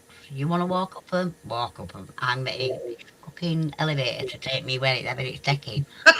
It's taking you, just dive on any random elevator. She means a lift. She'd get to where she wanted to go eventually, Richard. Yeah. He goes to the other end of the now you've got to walk up. Then we went into the elevator. She said, yeah, it's there in front of you. I went, oh. So I said, if you come from over there on the top floor, come down one, could have come over here to get the lift to take you to the ground floor. And when we get out, son, I said, you see buses, you know, cars, buses. He went, yeah. I said, then you need to know where you're going. I know, it's Cantley. I said, oh, is that bus stay Cantley by any chance? And do you know what number? Oh, I don't know what number. You better go look. Then he was looking at every bus stop for the. You know number, Kath? I went, oi. So he went, what? I said, I know where my bus stop is. Oh, well, I want to find it. Like, it was like having a 10-year-old, not a 40-year-old. Oh, Lord. And you know, when we got off at bus, saying, "Mum, we haven't passed them shops where the supermarket is." I went, "No, you haven't passed Asda yet." "Yeah, we did." I said, "No, you haven't. Asda's over there." "All right, okay." Then we get to Asda. I said, "Now look for a sign what says something about White Rose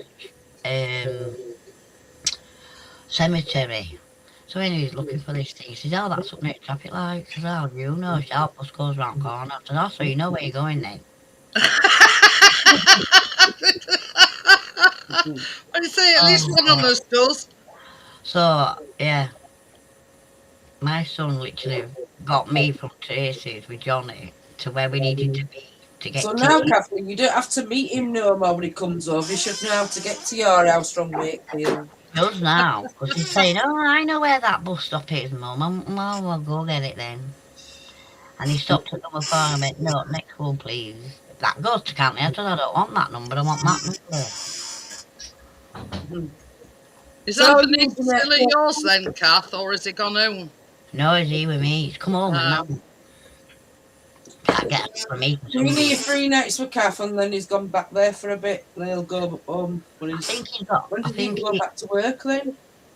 I think he said, "Mum, Tuesday or I'll Wednesday? go back to work till 12." Hey, Or hey, like that. I've just thought we're yakking away and it's gone 11 o'clock and I ain't done the bedtime story yet. Oh yeah. Ah, we don't read a bedtime story. We're having more fun here. Yeah, we'll do the bedtime story. Why? What is it? It's a short one. It's called The Ugly Duckling. Oh yeah, come on then. Wait a minute. I mean, I did read it out early on. I know, but I'm up and down cooking. No, I mean the moral of it is it's All right. beauty that's within, not Correct. Yeah. I know that moral. Kathy's Ooping Green.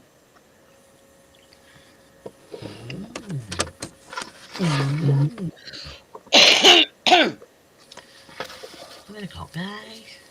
Get that bloody Right, time. we will start once Richard's back. Yeah. Just have a read it, chat, Jeanette. Who's Jean It's Green? like Emmerdale Crossroads with the Yorkshire. Oh yeah. Can we have Brer Rabbit next week? If you want. Hi, Vanessa. Brer Rabbit, bloody hell, that's an outing. Brer Rabbit. Well, there's a moral to this story is, yeah, beauty's only in the eye of the beholder and beauty comes within. Right. Correct. That comes from him with me anyway. Once upon a time, on a quiet little farm, a mother duck sat on her nest. One by one, her eggs began to hatch. Quack, quack, said the fluffy yellow ducklings as they came out. But one egg was much bigger than the others. When the last egg finally cracked open, out came a big grey duckling. He didn't look like the others at all. The other ducklings stared. "You're so big and weird," one said. That's what my mum said to me when I was born. "You're not cute like us," another whispered. "My dear, may you not be as pretty as your siblings, but you are just as special," Mama Duck said, giving the duckling lots of love. The grey duckling felt sad. He didn't understand why he looked different. Wherever he went, the other animals laughed at him. The chickens clucked, the cats sneered, and the ducks waddled away. "Go away, ugly duckling," they said. "Oh, bore it on my nose." He didn't say that bit, though. "You don't look like us," said the rabbits. "Why are you so grey?" asked the bluebirds. So the poor duckling ran off, looking for a place where he would belong. As autumn came, he found a beautiful lake shining in the sunlight. There he saw a group of graceful white swans swimming on the water, their wings shining like silver. Enchanted by their beauty, the little duckling went closer, but he stopped. He remembered how others had treated him. He was afraid the swans would laugh at him too. To his surprise, the swans turned and smiled. Ooh. "Hello there, little friend. You are welcome to join us," said the kindest swan. "But I'm not beautiful like you," the duckling said quietly. "I'm just an ugly duckling." The kind swan nodded gently. "You may think that now, but beauty is not just about looks. Yeah. It's about being kind, brave, Yeah. and true to yourself. Yeah. Come, let us be friends." Ooh. With new hope and happiness, the little duckling swam into the lake. The swans welcomed him warmly. They played games, splashed in the water, and laughed under the moon. One morning, the duckling looked into the lake and gasped. Ooh. A beautiful creature stared back at him. His dull grey feathers were gone. He now had bright white feathers, a long neck, and gentle eyes. He had grown into a beautiful swan, just like his new friends. From that day on, the little duckling was no longer the ugly duckling. He had become a brave and graceful swan, ready to face any challenge that came his way, and he knew that true beauty was inside. Oh, how nice. That little duckling. How cute. I feel like a little duckling. Oh. But there you go. And that's it. That's teaching you the moral that beauty is comes from within, you know. Yeah, that's what people say. Yeah, very Not nice. what's on the outside, it's what the inside got. Yeah. Correct. That's what I got told when I was a kiddie, so, I'm only going by what I was told. I have no option. I have to work on the inside first. Yeah, but we can do what we But want. the quacks a lot. Quacking good story. Who knows that? So who's got that one? That picture looks very familiar. Is it Gary? Or is it Bria? I've not got YouTube side open, so I can't see it. Gary will work out who it is. Cream crackers. It says the main moral of The Ugly Duckling is that true beauty comes from within, and we shouldn't judge by outward appearance. It teaches self-acceptance, finding your own tribe, true identity, people. Finding your own tribe? Well, yeah. Resilience against bullying, and that everyone has unique If I'm potential going wrong, I need to be more tribal. for transformation and growth. I need to get a grass skirts and start running around the streets with a spear. I've heard that joke. What's the duck's favourite biscuit? Cream crackers. It says even if they seem different at first, the story encourages looking beyond superficial differences to see inner worth and embracing who you are rather than conforming or I don't know, conforming wherever. Conforming, that's correct. Yeah. Conforming means running with the sheep, going with the crowd. So this is the thing, As I said, beauty is in the eye of the beholder. Bedtime stories isn't just a bedtime story. Sometimes it's a lesson in life. Yeah. Hey, up onto them bloody eyes look better than they did for the meat. Right now. See, they've just seen you. No, I'm just saying that you're you can't walk off and not say hello. That's not nice. Hello. Hiya, Anthony. Hello. But there you go. Yeah, I'm fine, love you. Alright, I'm just making sure you're alright. I'm watching the film. Alright, darling, yeah. Yeah. Downstairs watching a film. Watching a film? Check on Mummy. So, chilling. I watched a film for yonks. You had your tea, Kath? Well, I've cooked it, but I ain't eating it yet. Cooking it and eating it, two different things, innit? Well, no. You cook it and sit down and eat it. That's how it works, yeah. I will when they come. I'm Fucking just. cat's just never been off my dressing Really? gown since. Is she still clinging on for dear life, Brand Richard? new dressing gown, and cat. The only person who's been on it is bloody cat. Oh, the fuck. Oh. I've not seen her in any other place recently. No, she's always on it. Yeah. Do you know this deep red eye, Tracy? Sleep. Has to sleep on dressing Yeah. gown.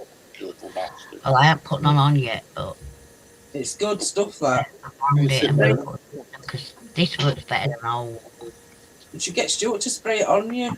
I am going to do when he comes up to when he comes over to go to the toilet, I'll ask him to. I haven't seen him.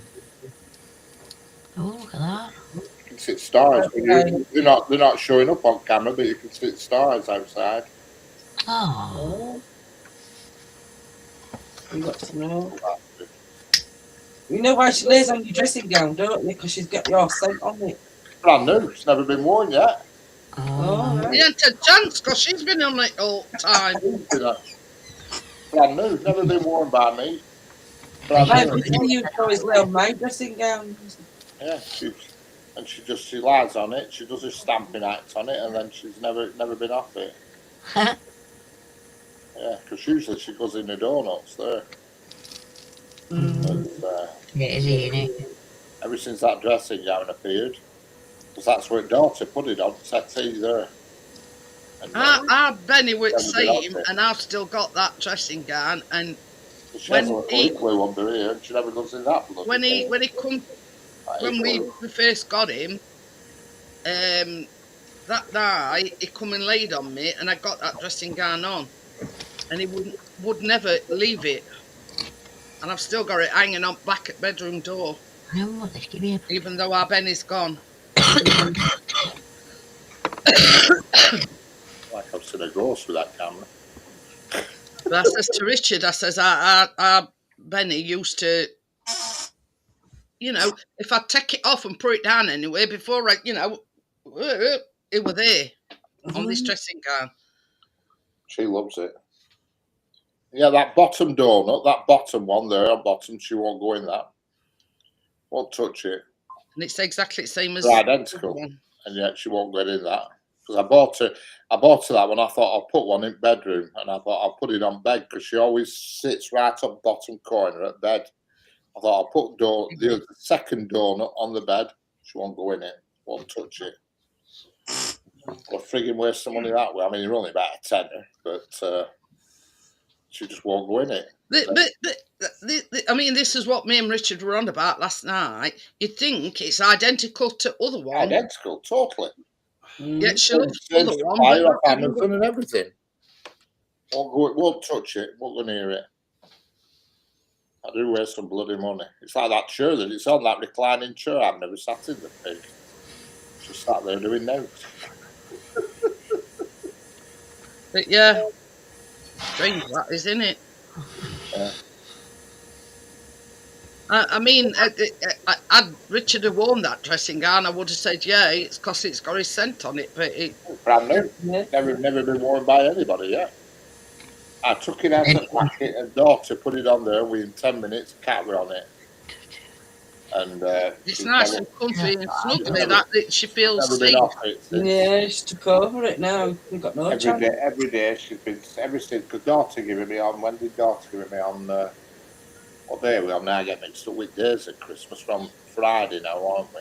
Yeah. So it was Wednesday she gave it me that dressing gown. And the cat's never been off it since. Lost it with your Christmas present. Cat's nicked it.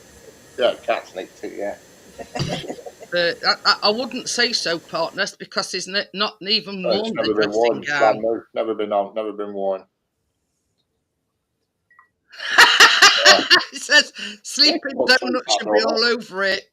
I can't believe it, right? Because I deliberately got a second donut. I thought, because what I was doing, I was carrying one into bedroom at nights, and she was sleeping it. And as soon as I put the other one in, that second one, you can see it there, The one at the bottom, it's a just slightly different colour if you look carefully, but that's all only difference. And she won't touch the second one. I mean, they reckon, like dogs and cats, are colourblind. So, I mean, I can't imagine colour being anything to do with it. I bought that reclining chair because that chair reclines and does all shit. But it's comfy, it's easy enough, it's great to sit in, but getting out of it's a frigging nightmare. It flipping swallows you up. But It's soft. So I've never used that reclining chair. I'm going to give it away because all it is serving no purpose there. What were we going to say? It's brand new, never been sat in. Only person sits in it is Kat. And now she's took her own dressing gown. It's because it's nice and squishy and settee. I never ever sit on settee. I've only ever been on that settee once, and that was a night use stage, Jeanette. Never sit on that. There's only kids sit on settee. But I'm either sat here on this stool that I'm on now, or I'm in bed. But they're very fickle things, cats are. You know, and it's like our chase. It goes through these phases. Now, the phase at the moment is to sleep on the spare bed. So we'll have a phase where, you know, any box that we get from Amazon is on it like a car bonnet. You know what I mean? But it's gone off that phase now. So now when he comes in, he goes straight upstairs onto the spare bed. Yeah.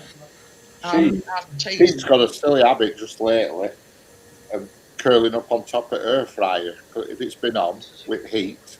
I say she jumps up on top of with kitchen worktop and then curls up in a ball on top of her fryer. You know, I'll top it other week. Yeah, whenever you sit on my lap, nine doors, very done, nine doors.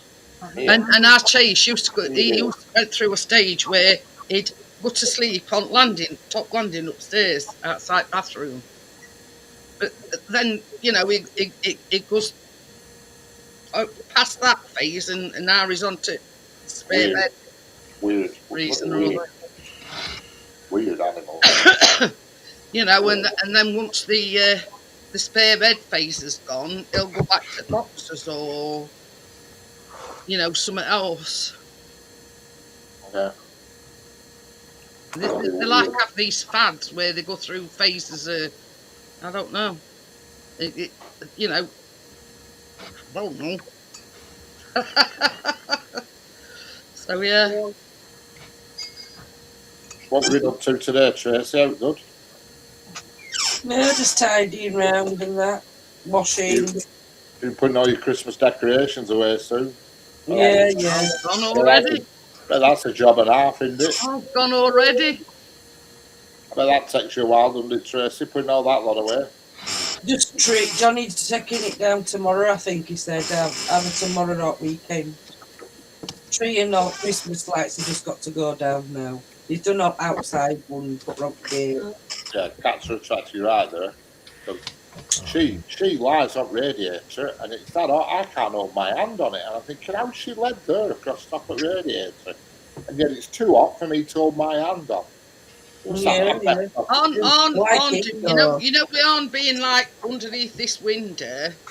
They'll go up back at sofa, but so they can get a closer view, they'll go on top of radiator, and that's, you know, with birds and everything, so they can get a better view. And I'm thinking, like, you know, sometimes I was that hot that you can't even. I can't hold my hand on it because sometimes I've walked in the bathroom and I've put my hand on it by accident. Well, fucking hell, that's warm. And she jumps up on it and lies on it. I'm thinking, how are you doing that? I can't hold my hand on it, but you're level across it. It's a very strange thing, Richard. She does it with this radiator here. She lies. She does that back of that chair there and lies across top of the radiator. You've got pictures on it on Facebook, can't you, Richard? Yeah, she's laid on it. She lies on her back on it, and it's too hot. It's a strange thing. And I think, how the friggin' hell does she do that? Both aren't do on this one here because it's sofa and then it's radiator behind that, and so they can get closer to looking out at window. It's like when I get up in the morning. So I get up in the morning and I come out the bathroom, and I think, where the bloody hell is she? Well, I know where she is, and she's sprawled out exactly where I'd got out of bed. Talk about jumping your grave as quick. Exactly where because I've said, if I've just gone up for a pee and I'm thinking, you can get out of there, I'm coming back. She's sprawled exactly where I've been led.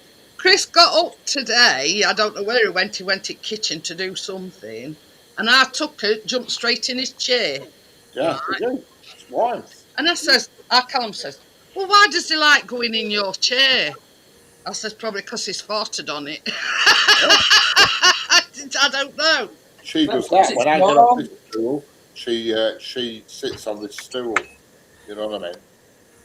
Yeah. But yeah, it's hard to explain the things that they do. But yeah, and sometimes it's not even cold before our tucker jumps in it. Yeah. He only has to get up to either go to the toilet or do something, and our tucker's in it like a shot. Yeah. She's as soon as I get up off the stool, why does he look going in your chair so much? Probably because your dad's farted all over it. True. And if you're sat in a chair for a long time and you fart on it, you leave a bit of a fart sensation on the chair. That's why I'm not into fabric chairs, you know what I mean? It sticks around the leather. That's probably why she jumps in your spot in bed, Richard. You know, you've got to have leather, then you can just go over it with a wet wipe. You know, I do this now every day. I give it a quick flick over with a wet wipe. I do. Well, just in case you've left a mark behind. I know, get rid of any farting, nothing about. You know, farted and followed through. These stools are comfy because of the perfect height they are for your legs and your hips and everything. So, yeah. I've got two. I have the one behind me in front of the piano, and I've got exactly the same one. And it's hard to fathom out, isn't it? You know what I mean? Why they go through these phases where they, you know. I've just remembered. We were in bed one morning, right? And Chris gets out to go to the toilet, and our chaser come upstairs because sometimes you can get out of bed and he's lay at top of the stairs. So anyway, Chris gets out of bed this particular morning, and Chase follows him back into the bedroom. So he jumps on bed, and all of a sudden I heard, "Ugh, ugh." I says, "What's up? What?" He says, "Our chaser's just drooled in my mouth." I couldn't stop laughing. I thought it was funny. Think she does in the morning. If I get up for a pee in the middle of the night or first thing in the morning, I'll be stood there over at top of the throne with my hand against the wall like you do, having a piss. And she comes at the side of the bog, always on the left-hand side, and she does like a big stretch up wall. And she's looking at me pissing, looking at me do that, and her head's like that, tilted, thinking, what the fuck's happening here? What's that he's pissing out? Straight off cooking. You're having a piss and it puts you off a bit. It's just like that. She ain't got what you see. Her head goes sideways. And she does it when you're in the shower. When you get in the shower, she jumps on that bit at corner at back, you know, then where the corner is, where there's a bit of space. She jumps on there and she's watching you in the shower and she's like that. Up and down your body. Taking an interest. You have a shower in peace, Richard. But yeah, I couldn't stop laughing. And I says, what's up? He says he got on me and he were needing dough, and because he were like needing dough, he says he's just drooled straight in my mouth. Yeah, well, he says I just went. Yeah. And she does that. She ogles you when you're on fire. That morning when Chase drooled in your mouth. But were it tucker? Were it were a Chase or were it? No, that's Funny it is because when she's looking, she like tilts her head like to say, "What the fuck? What's happening here? Where's all this water coming from?" I'm saying to you, it's what happens to you when you go in your tray, mate. Same thing, but it's just I don't pee in a tray. It's she's taken an interest in you know in what you're doing, Richard. Yeah. See, I can't shut the door. If I shut bathroom door when I go for a shower, she starts pissing about, plucking a carpet under the door. Yeah. Hooking it up. So I have to just let her walk into the flipping bathroom, and she just sits there. She's not a nuisance. She just sits there in a corner and stares at you. There's no like having a shower with an I keep audience. my back to her most of the time, as much as I can. I think, fuck you, you're not fucking staring at me while I'm having a shower. So I keep my back to her. I bet she'll be jumping all over the place. Yeah, she just stares with her head on its side. The only time our Chase jumps in bath is when there's any pigeons on windowsill. And he jumps in bath to get onto sink wash basin. So he can, Yeah, she does that, walks around edge at sink, and I'm thinking, how the fuck are you balancing on that? And she did it other morning. She walked around edge at sink, balancing, and jumped from sink to top of the door, on the little thin bit at top of the door, and she walking around on top of the door. I thought, for God's sake. I was very agile, Lorca. I was sat there on throne having a dump, and she's there on top of the door staring down at me. But yeah, they're very inquisitive animals, are cats. And she used to try and get in your undercrackers when you were sat on bog. Get in your underpants and use it as a hammock while you were sat there having a flipping dump. She'd try and climb into your undies. Chris has had that with both Chase and put a stop to that. That was going too far with that. Having no pussy in my undies. Not of the four-legged variety. I'm going to say, I think you like to reframe that. Rephrase that, Richard. You can't go anywhere. She follows you everywhere. She's a bloody nuisance. But yeah, Chris has had that with both Tucker and Chase. Getting in his undies. Jumping into your undies while you're on throne. Yep. Oh yes. I think that's a real big cat thing, is that? And that stamping bit does my head in, because she'll just come during night, randomly, say 2 in the morning, and on my cheek. What the fuck are you doing? It's anywhere, anything, and then she tucks you with her head, tucks you and purr. You can hear her purring. She just wants you to get up. Yeah, she's trying to wake you up. I'm not getting up now, you dumb animal. Not getting up at that time. See, we don't have our door open, and Arn don't scratch at carpet, they don't meow and whatever. Well, I had to shut it the other day when she was going through that bit nonsense with all meowing. I had to shut it. I can't tolerate this crap. Every flipping 10 seconds meowing. But yeah, neither. I mean, they either settle down here, and you not see our Chase till next morning. She's going to get done anyway this month, because my mum says, "Oh, take it to the vets and get done." And she says, "You can take mine, and all it needs is claws clipping." I said, "Fucking hell, you can, animal hospital." So she's telling you, white get done. She says, "And you can take mine down as your well." Mum's cat's like a puppy. Get his bloody claws. Have you seen my mum's cat? It's like a fucking tiger. Yeah, it's a big one, yeah. Oh, it's a big bugger. Is it?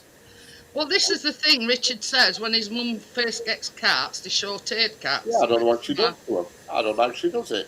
Every cat she gets a short-haired, and when they've lived with her for a few years, they're always turned into Persians. I don't know what she does it. I don't know what she does to them. No idea. It's weird. Well, this is the thing. There's a reason behind how big it is, Tracy, because it gets treated like a king. Yeah, it I does. know. I've heard. It's better than what she does. Yeah, by choice. Yeah, but it's not. I mean, she for somebody who's 90, she does do well with food. I'll give her that, because she eats tons. I don't know where she puts it all, to be honest, my mum. She goes through 3 loaves. Three loaves a week. 3 loaves a week. And that's just her living there. I wonder what's she doing with it? Eating it, probably. 3 loaves, and 2 cornettos, 2 packs of salmon. I know exactly what she eats every week, because I go shop for it. She eats 12 cornettos a week. 12. Not just any cornettos. Does she still have them with flakes in, Richard? Sometimes if they're on offer, but if they're not, I just get it standard cornettos. But if they're on offer, because I tried giving her little cornettos and said, "Oh, don't bring me them again." Oh, don't bring them again. They're not big enough. Bless her. She said, "They're all right." Are you sure she's not sharing them with Cat? I think it was Magnums, weren't it? That she tried to fool her with.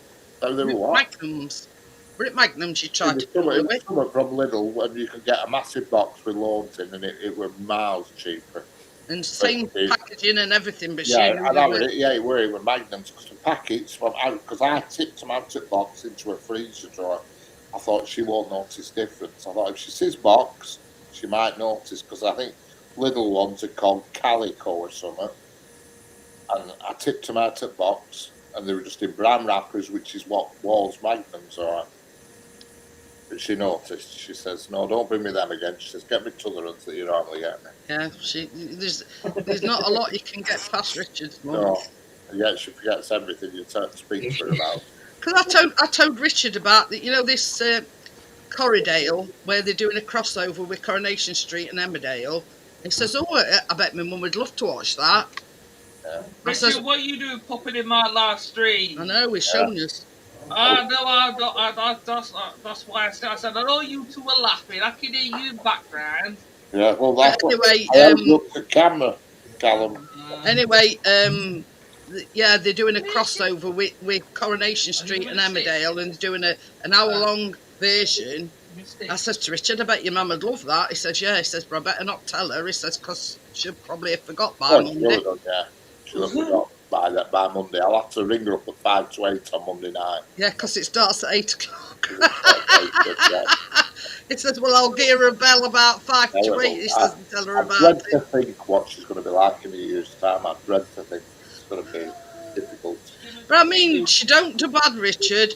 She don't do bad considering her age. No, she does her own washing and everything and all her own household chores and stuff. The only thing she doesn't do for herself is the shopping, which I do, and bins, which there's a woman goes round, Sarah, she goes round twice a week to sort bins out. She's the cleaner at work. So my brother asked her, "Can you nip in twice a week?" And obviously she gets paid for it. And she puts bins out. But that's the only two jobs she doesn't do, shopping and bins. Because she can't expect a 90-year-old to be rolling flipping bins around everywhere.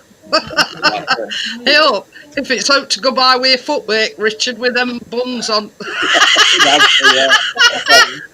And bloody scones, yeah. That was funny, that was so funny, that. They fell off the thing, she booted them, and it went straight back onto the conveyor belt. That's it, yeah. She bent down to pick them up, and she was like a video player, and her leg shot up, and she danced at this. And this packet of scones landed on her foot, went back in her, and landed back on belt. She says, "I bet you've not seen anybody in their 80s for that before." She's got some fancy footwork. Anyway, on that note, I'm going to say adios. About 10 years ago, is that? And yeah, I'll see you all tomorrow night. Okay. See you later, Tommy. See you later, Stuart. Yeah, see you, everybody. I'm missing you already, Gary. He says, seriously, trying to con your own mother with counterfeit cornettos. I know, well, I don't know. I don't con her with anything now. I think she cons me, to be honest. He were trying, he were doing it for her own good, Tommy, because he got more in these from Lidl than you did. I was just trying to, because she eats so many of them, it's unbelievable. So I'll see you all tomorrow night. Bye. Bye, Chad. Bye. I wind her up, I do. When I get back from the shop, I said they didn't have any. I said, winter time, I said they don't stock them as many now, cornettos. She said, "You want them? They don't have any." Oh, yeah. I said to her, they didn't have any cornettos. And she said, "You what? There's no bloody cornettos." I said, "Well, it's winter time. People don't buy ice cream." She says, "Well, you better find somewhere that does sell them." Yeah, and sharpish. Yeah. You better find somebody that does sell them.